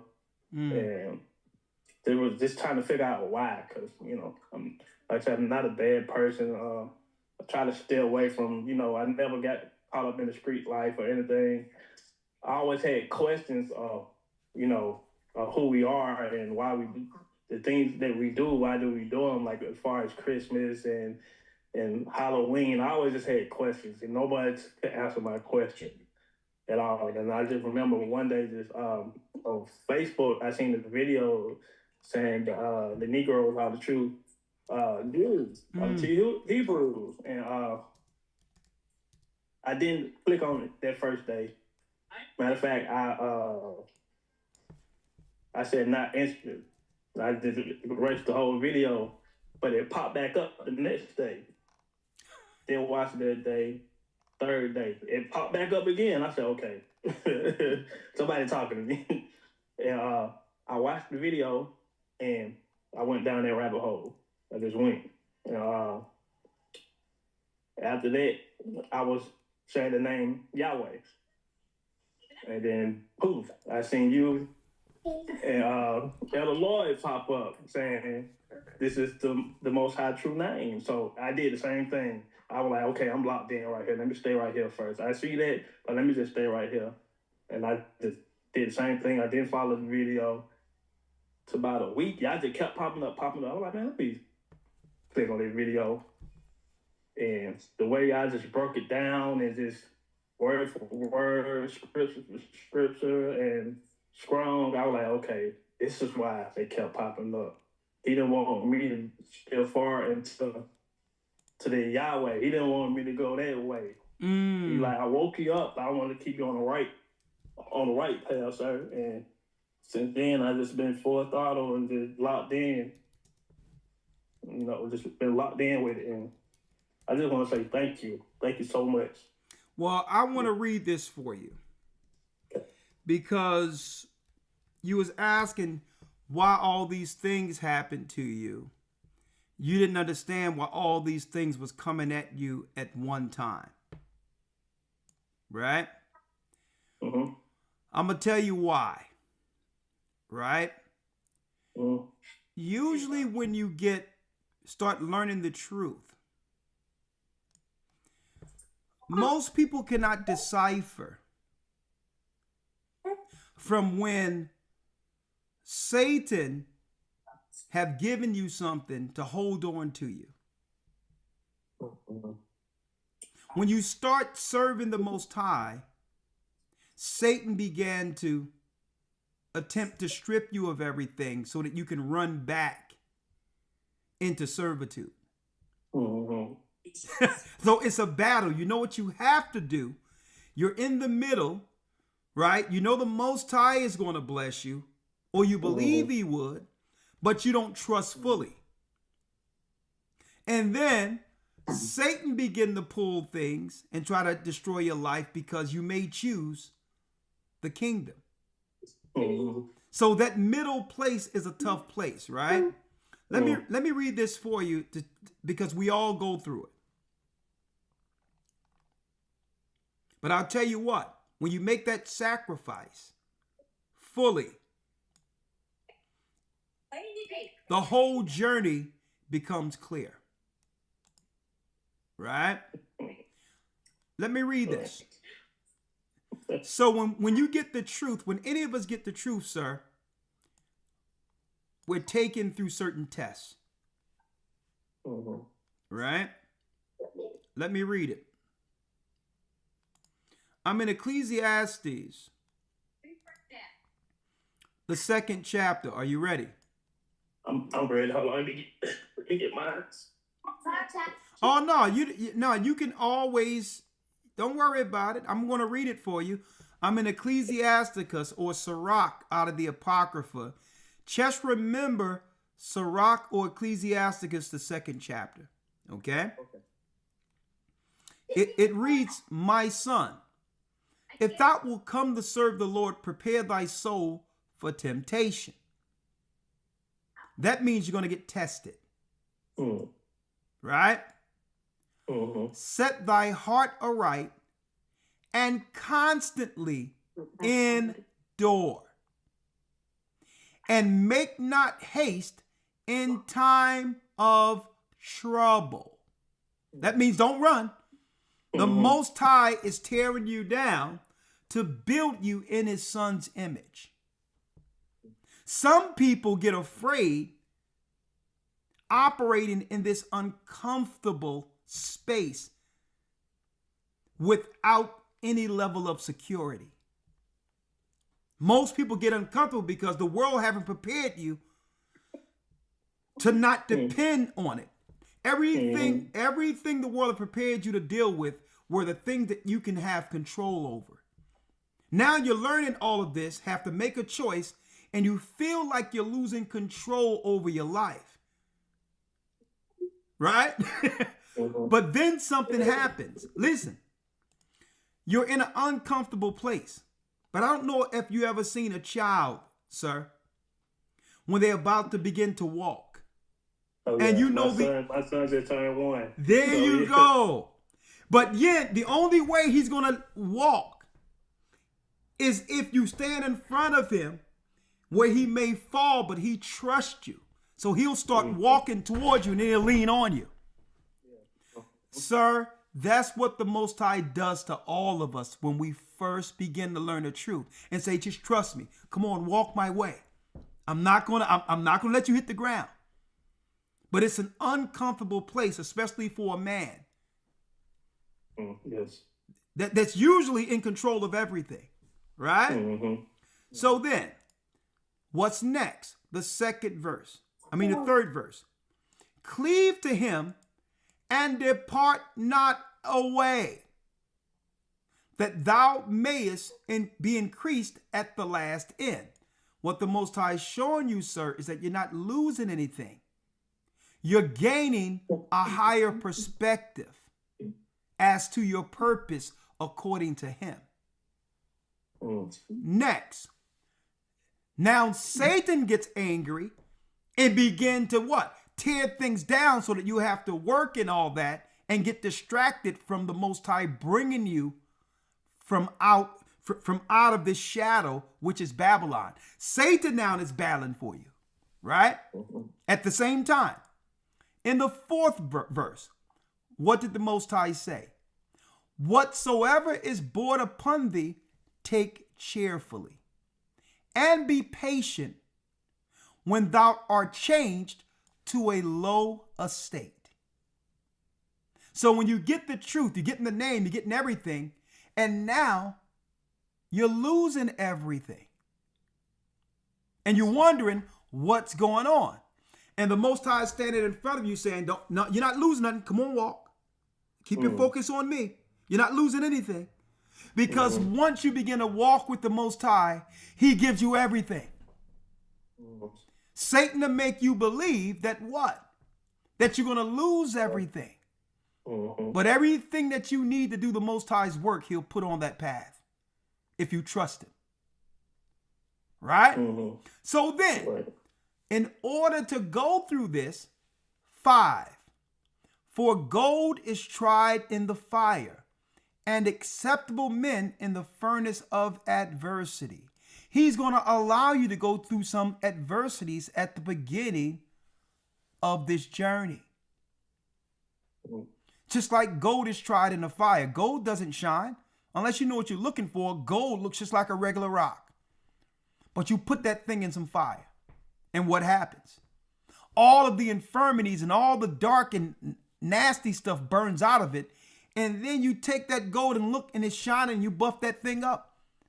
So the adversity is Christ taking all of the darkness out of us so that we can stand like pure gold at the very end.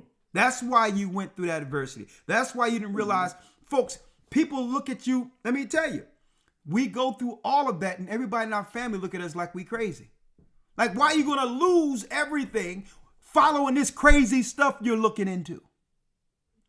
When really they don't understand you're going through the fire. They don't understand it because you can easily do what they're doing. Go back to sleep. See? But then you go through that adversity and understand there's a different way, a different life altogether that the world don't understand. So you go through that adversity. Right? You go through it. And then guess what? You are living and walking for Christ's kingdom in the world, but not of the world. You have what? A path within the earth itself that many will never understand because you went through the adversity. You don't fear losing anything anymore. You understand that everything belongs to the Most High. You're free. You're free now. You're free, yeah. The fear of losing things is what Satan used to put us, what? Under subjection. Yep. See that? Using the same tool. Exactly. It's crazy because I have that verse highlighted. What you just read to me, I have that verse highlighted in my pocket. Brother, that's what you went through. But some people, they get scared and run back. Not realizing that moment when the Most High first gave you that truth, you only get that moment like that one time. You only get it like that. It may take you 5 or 10 years to come around to where you was when the Most High was saying, trust me. I'm going to tell you. But if you run through it, guess what? And you go through the fire and you go through losing everything and you understand that the Most High been with you the whole time, guess what? There's no adversity you can't go through. None. Because you remember when it was you and him and you was brought to nothing. Right? And I'm going to tell you, brother, they showed that, Elder Lawyer, and they showed that in the movie The Matrix. How Neo was the man in the world, but he was really asleep. Not realizing that the world was just feeding on his energy. And guess what? The world was actually benefiting from him, and he was nothing but what? A battery. But then he get flushed, and now his clothing is nothing. He been flushed like baptism, and he was brought low. He's wearing rags on this messed up ship, And Morpheus is looking at him, and he's like, man, what is going on here?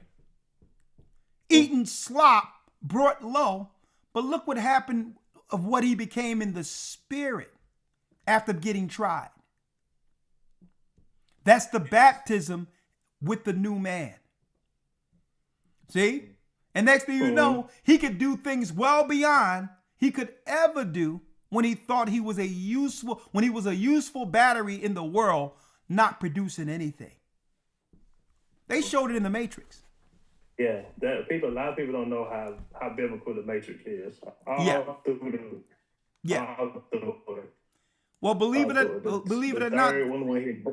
or not, brother, the sister that really is the creator of the Terminator in the Matrix, her people reached out to me, and I did an interview with her years ago.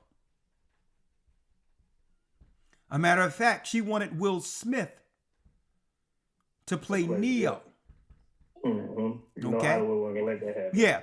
Those crazed brothers really weren't, even though as far as the production side and the cinematography, what they call the something brothers, the weird Wachowski brothers or whatever. They had the visualization and the cinematography for it, but it was her who came up with it. That's really a continuation from the Terminator. And her people reached out, and I did an interview with her years ago. Right? So, yeah, brother, welcome. And Brother Baruch is going to be reaching out. It's time for you to step into the work. I'm ready. You ready? I'm ready. My family are ready. My wife is ready. My kids are ready. We're ready. We're ready for. I know you said you're having a mass baptism. We're baptism. We're ready. Well, brother, I'm going to announce the mass baptism, and I'll see you there, brother. And I'm seeking to embrace you. And it's time, brother, because hey, who knows how long we're going to be able to do it on this level. And, you're a humble brother in the spirit of Christ. And I believe that the Most High can do something great in you with this work. Thank you, yes. Right? Let's do it. Let's do it. My wife wanted to say, hey, she can't say it. Okay. Say, hey, How you doing? Bless you. Bless you. We want to get, she asked my fiance, but we want to get married. Okay. Well, let's do one thing at a time. Let's get you to the church in Atlanta. And beautiful family there in the spirit. The church is wonderful there. Talk to Baruch. We're going to set up a mass baptism, and he'll direct you accordingly. Okay. And get some work up in there while you're in that church, all right? I am. All right, brother. All right, bless you. Shalom. All right. All right, we have Simone Nunnally. Oh, there go my brother. I think this is the brother who's we got the politician up in here. The truth politician. How you doing, my brother? I want to thank you personally. Praise the Most High. Tomorrow's my mother's 3-year death anniversary. You mean? And you said some things that I know for a fact she would have told me. Forgiveness. Forgiveness is key. I had to forgive some people that was deep inside of my heart, you see? Like I was saying earlier, I give these people, the work that me and you do, you actually have to love the people to actually move forward, make sacrifices for the people. You have to put yourself to the side, but your inner circle, you got to make sure that it's tight, it's trustworthy. And I thought I was doing that. I had people move in with me, gave them clothes off my back, my last money, name it. They got it all. And those were the same people who turned on me while I was serving the citizens, while I was serving the people. You see? And like you said, I thank you for that position. You said a true politician. Yeah, guess what? God bless me. Even while I'm talking to the politicians, even while I'm talking to the citizens, I get on the truth. Well, when I say politician, I mean it in a good light. That the Most High put you in a position like Paul to make a difference for our people in a political arena. And I appreciate that. I'm going to tell you this. Yeah. So two things. I heard the last gentleman that was before me, and he was talking about a movie, right? I was also tapped to create a whole movie about two very imperative filmmakers, and I can give you their names and you can write it up. But I told them if I do anything, it's gonna actually show my love for my God, and I think that's something you might want to be interested in. You see, What? it would be very Well, beneficial. brother, I am interested in it, and we got brother James, who, believe it or not, in Dallas, he was a filmmaker and all of that.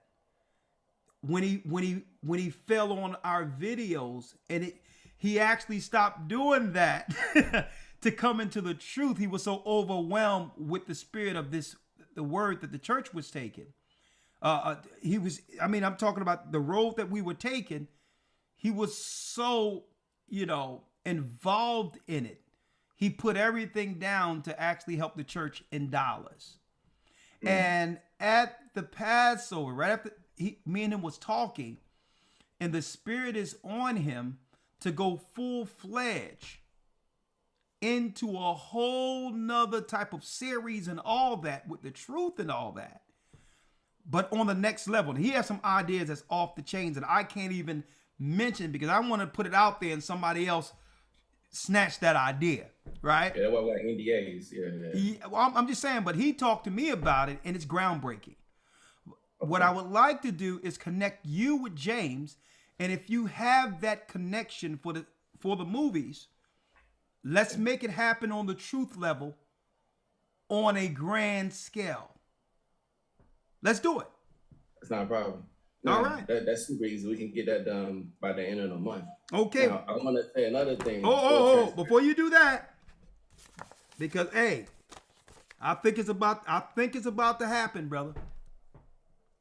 I know it is. I'm gonna tell you this, and this is what I recognized.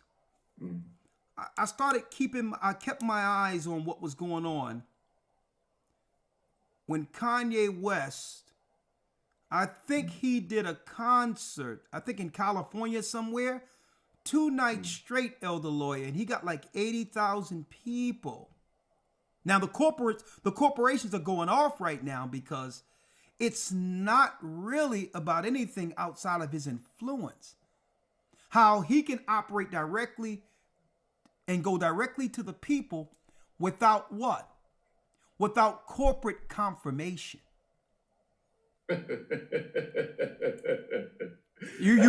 So I know they're shaking in their boots because listen.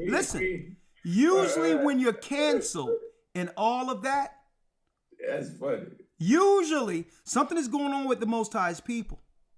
That's funny. Where even when you're walking with a certain level of influence through the Almighty, the corporate world have no power.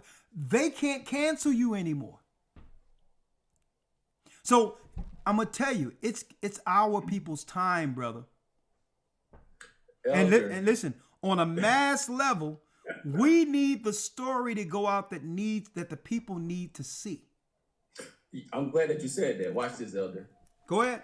God bless me. I switched from the Democrat to the Republican Party as a black man in the state of Georgia. Okay. They would have counseled me a long time ago if I would have did that. 20 years ago, you would never heard of me again. God bless me. They gave me a promotion, and you know that to be true. I got a significant promotion. And the crazy thing about it, which is a blessing, watch this, Elder. What's that? When I declared to run for office, they said, what's your religion? If you go to the FEC, the Federal Election Commission, you got Christian, all these other stuff. I literally had to check. Well, it was like Christian, but then I had to send an email over to the FEC, the Federal Election Commission in DC, and say, no, I'm not a Christian, I'm a Hebrew. You need to put that under my name. They put it under my name, and now it's a selection title. So now if you run for office, you can actually declare as a Hebrew, as Israel. You can do that now. It was never there. You had to ask permission. They had to put it under there. So what I'm telling you is this: we are breaking all types of barriers. You see what I'm saying? Hey, brother, God bless you. Brother, listen. They can't stop us anymore. They never could. We just thought they could. No, we were stopping ourselves. We thought that They need us. They've always needed us. So I tell you what, but it's all good. It's all good. It's a all blessing. it's all good. Let me do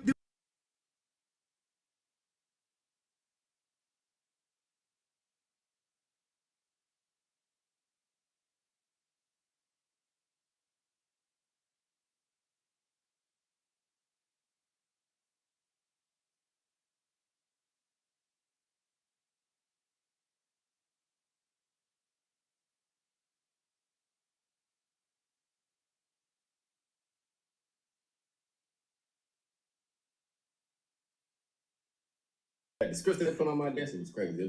Hey, brother, you're live again. This is what I'm going to tell you, brother. Yeah. This is what I'm going to tell you. Right. One of these days, if it be the Most High's will, we're going to do something free in Africa for all of our people as far as the eye can see, with them in all white, not only hearing the true gospel, which is the Hebrew music, but we're going to drop the truth concerning who they are and how they got there within one particular event. And guess what, brother? They are not going to have to pay a dime. Oh. I know the screenwriters and the people who can put it together. I'm telling you, we can do it. We can literally do this by the end of the month. Listen, brother, I'm gonna call you. I gotta fly out early tomorrow, later tomorrow. But I'm gonna call you. I'm gonna call you before Friday is out. Okay. My brother. I would say. My company president just came back from Congo. Yeah. 13 hectares of land he just got. Well, brother, we gotta have a private conversation. Right now we live. We're gonna talk one-on-one on that. All right? That's not a problem. We can do it. Okay. All right, my brother. I just want to say thank you for giving me the strength and the courage to actually, sit down, and even though that those people was attacking, right? Yeah. Let me give them forgiveness anyway. Because guess what? God bless me. I'm not one of those people that think I'm better, regardless of what they say. I don't pull up on the high horse. I know for a fact I still need advisors. I still need advice. I still need all of these things. I don't know everything. Yeah. I'm 37, brother. I'm still young, right? Yeah. And to get to 64, my mentor died at 91. My mom died at 57. See? Sorry so to get to these ages, man, you have to have insight. Yeah. You have to sit back and you have to accept wisdom. Yeah. And I thank you for that wisdom that you bring forth. It's not just the biblical wisdom, because that's absolutely phenomenal. And I am joining the Hebrew Academy again at the end of this month, right? Thank you. I'm going to do it again. And I'm passing it on to other people as well, because I tell them, if you really want to be involved in politics, if you really want to be involved in government, you got to understand the true government that's coming, right? And you need to know what's going on and make sure that you position yourself to sit amongst the stars. Because if you don't, you can fall like the dark stars. Those are your options.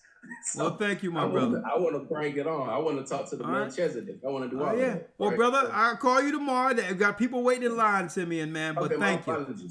Hey, we can do it. You always bring some thought-provoking conversations, and I'm glad you're in position to help our people. And we're going to talk Friday, all right? By Friday. Yes, sir. All right, bless you. Yeah. Thank you, Albert. Thank you, my brother, for all you do. Yeah, thank you, my brother. Thanks. All right. We got Zaire, and we ended with, last but not least, Tina Davis. But let's, if you can unmute Zaire. Hello, can you hear me? You know what? Someone says that we should do a big show and a big event for our brothers and sisters who can't afford it in South America too. You know what? I'm going to think about that, especially with we have a lot of great talent from the other 10 tribes. I mean, man, Ephraim, they be pumping that thing up to the next level every Passover. So, Zaire, can you put your video on, please? Okay. I will, but I'm kind of. I don't want to be shown live. Is that okay? Oh yeah, I'm not going to show you. I just want you know. Yeah, due to my circumstances and everything. Okay, well you don't got to worry about it. I know you're calling about the stuff that need to come to you through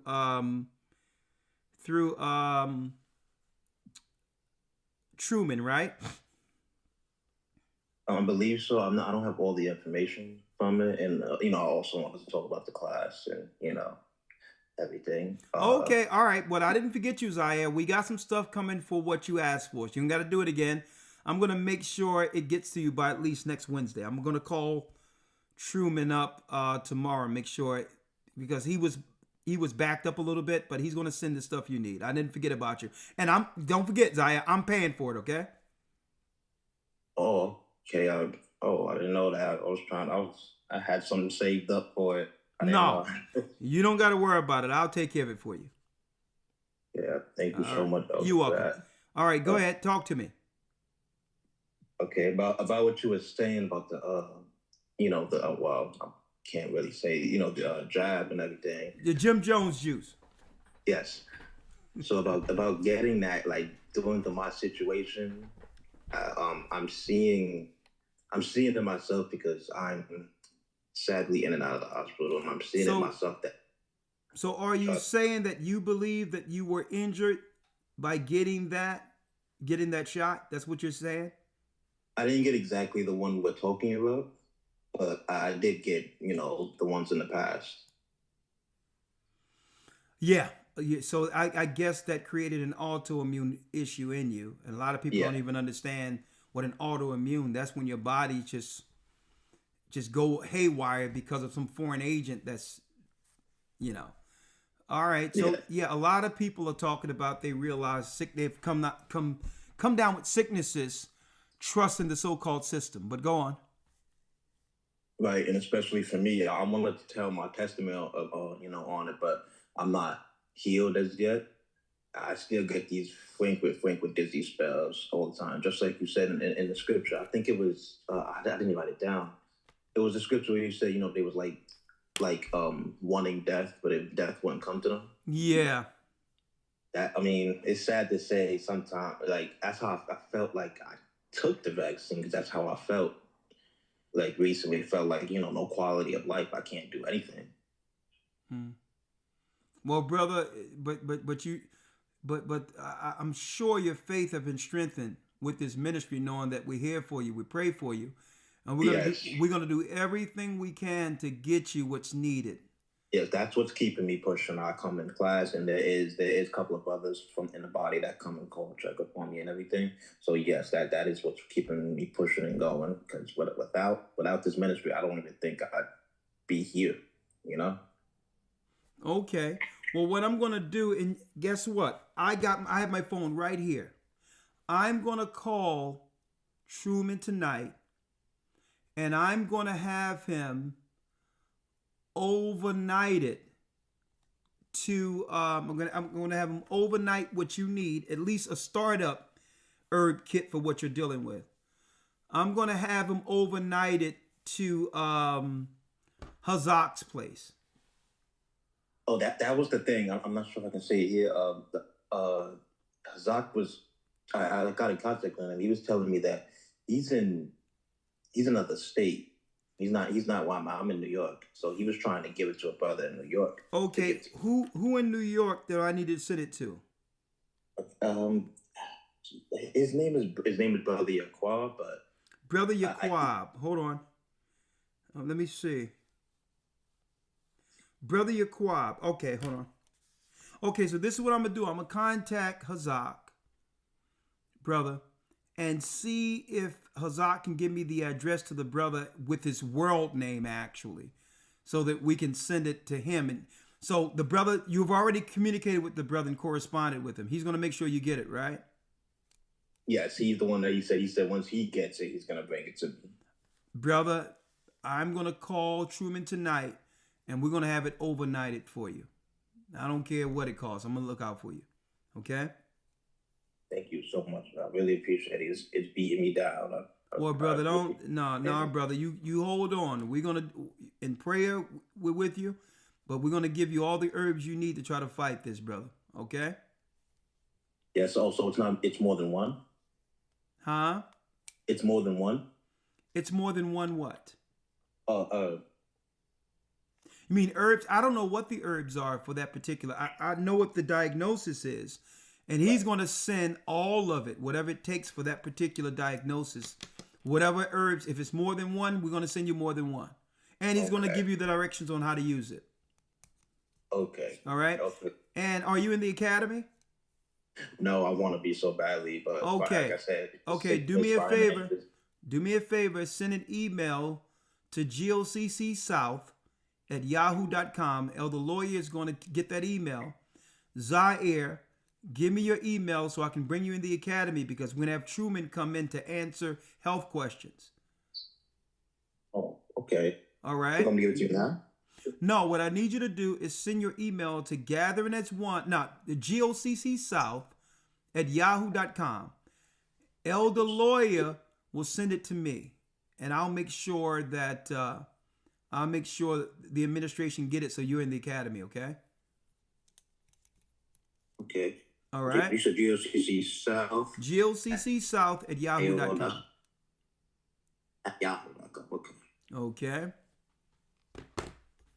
Okay. Thank you so much. All right. You're welcome, my brother. All right. And send that, and we'll be getting with you, okay? Yes, sir. Thank you. All right. All right. Shalom. We're really Shalom. We're really on our last call for tonight, because I'll have to do something early tomorrow. So there's not enough hours in a day. But I thank you all for all your support. As you can see, you can always support the work. GOCC Report, $ GOCC Report. We keep you up on real-time news and prophecy. $ GOCC Report. If you have Cash App, if not, you can always go to gatheringofchrist.org. Gatheringofchrist.org under donate, and you can donate towards the ministry there. Okay? All right. Tina, how are you? I'm doing well. It's good to see you. Bless you. Give homage and thank God for you and how, and with the wisdom and sound doctrine that you shared with that brother. That was straight wisdom. I mean, we are truly in the last days, and we must be tried by the fire, but we will come out as pure gold. I just wanted to say that there was an incident that happened with me last year. I've been in the truth since 2012. Was baptized in 2018. Okay. I brought in by my sister Trina, and I was attending the church in Antioch in California, and my sister had passed away. And after her passing, I ended up getting some sort of disease. I got sick with something, and I ended up in the hospital. Long story short. And when I went in, before I went in, I couldn't walk, and I ended up going in emergency. And when I woke up, my leg was gone. And I'm like, okay. I was just like, I really wondered why did they really have to cut off my leg? You know, I was just like, I think that they didn't cut my leg because I wasn't, you know, infected with the juices, they say. And I think that's why they ended up doing that to me. But it was really a horrific situation. So let me ask you. Hmm? Let me ask you. Man, this is deep in of itself, sister. So you did take the stuff? No, I did not. And I had, with my job, I had signed a form because I had spoke with the elders here about how to get out doing that with my job. So it was a religious form that you signed. So I signed that. You got an exemption. So let me ask you this. Were you suffering with diabetes, taking insulin? I was not taking insulin, but I did have diabetes, so I didn't know. I wasn't taking anything for it. I was kind of like in the mindset of against taking medication type of thing. So I was like, I was diagnosed with it, but I was borderline. Okay, And but you then said you went into the hospital, you could barely walk. okay, this was later on after the fact. Okay, I went into the hospital. I could not walk. I had before I had went on a trip. Okay, when I came back, I went to work. That week, I couldn't walk. Okay. So when you say you went on a trip, you went on a plane? I went on a cruise Okay. to Mexico. All right. So in a nutshell, I mean, what I'm asking is, you said you had a problem. The problem is what the hospital did to you. You didn't think that it was necessary? I didn't think that they had to cut off my leg. I'm like, really? I mean, the toe, but a leg? I knew you were traumatized with that. Oh my God, I was like, it took me a minute to mentally gravitate what really happened here. I'm sorry about that. And then on my other leg, there was the doctor when I went in. Okay, the other leg was chopped off. So my other leg, they didn't take care. I looked at my other leg, and the toes started dying. So there was no blood circulation. So I had to get the toes chopped off my other leg. I'm sorry about that. They was just trying to chop me up, and I'm like, Lord. And then it was like I was at near death. My sister said, you know what? That's enough cutting on her. That is it. So I had someone to speak on my behalf. But in spite of all this, I'm grateful to the Most High. I mean, however, I could have been dead and gone, but He allowed me to live on and to see the time that I'm in right now. It's hard for me because of with the retirement. I had to take an early retirement on my job, and disability because I'm not able to do the work that I was doing before. Of course, I was a custodian at the school district, so it's difficult. Okay, I understand. So how you doing now, your health wise? Well, okay. I do have a prosthetic on this other leg here. Okay. And I have a boot on this one. All right. That it's still healing because it's still an open wound, but it's closing up slowly but surely. Well, I mean, have you ever thought about having natural herbs for circulation instead of? There's herbs that give you that natural circulation, that the body, the right diet with the herbs can keep that circulation going as needed. Okay, so I am definitely truly interested. I promise you that. I was trying to, they want to give me all of this medicine for blood pressure and all that. I'm like, you know what? I had an appointment today, and I'm like, no, I don't need to add any more.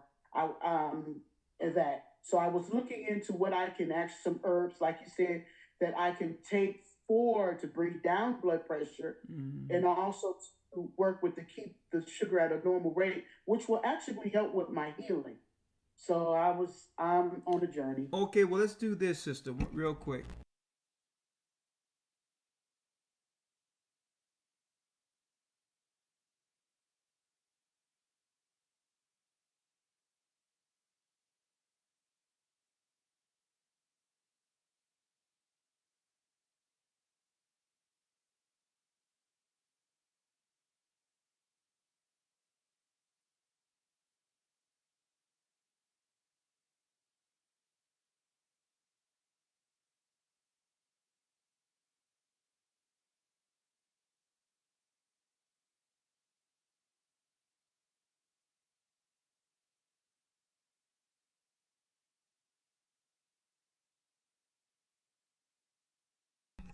I'm going to have an herbologist reach out to you. You can talk to her about it. And, it's a sister who's very good in this. Believe it or not, Elder Ramar has gone into that field also. But Elder Ramar going to be with me this weekend. So I'm going to make sure I have Sister Crystal call you. You can talk to her. And we can see what we can do to send out a package that can help you out, okay? Oh my God! Is this for real, Elder? Man, listen, of course, sister. What you mean it's for real? Oh my God. Oh, you talking about this for real? Oh my God. You are amazing, brother. God bless. Well, I thank you for your time and giving me an opportunity to speak and for you to hear me out. Thank you so much. Well, welcome, and I pray for your health, and Please do. we're gonna do what we can for our people, sister. All right? God bless. Bless you, sister. All right. All praises to the Most High. Thank you so much, Elder. Blessings. Thank you. All right. Take care. All right. God bless. Bless you, sister. That's Sister Tina. And that's who I be. That's who I be, Elder. That's who I be. You be. Blessings. All right, Elder Lawyer. I hope you're ready for this weekend. Yes, sir, I am. Yeah, we're gonna go into New England, Boston, and sit down with our family and get everything working so that this work can prosper going forward. And let's give them heaven. Yes, sir. Done. All right, that concludes our broadcast for this evening, brothers and sisters. You stay prayed up, sin not. We will soon see Israel. And yes, we are the children of Israel. And yeah, we are back. And we ain't going nowhere. Blessings, blessings, blessings. Found our brothers here together in Colombia. Reuben from Australia. Issachar, the Mexicans. Highest gathering is right there.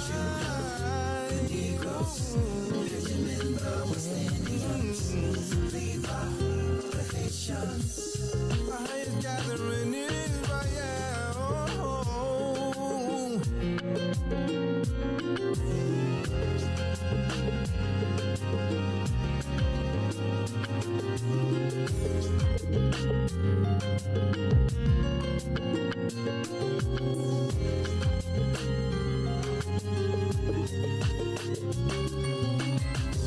Asha in Colombia, Reuben from Australia, Issachar, the Mexicans.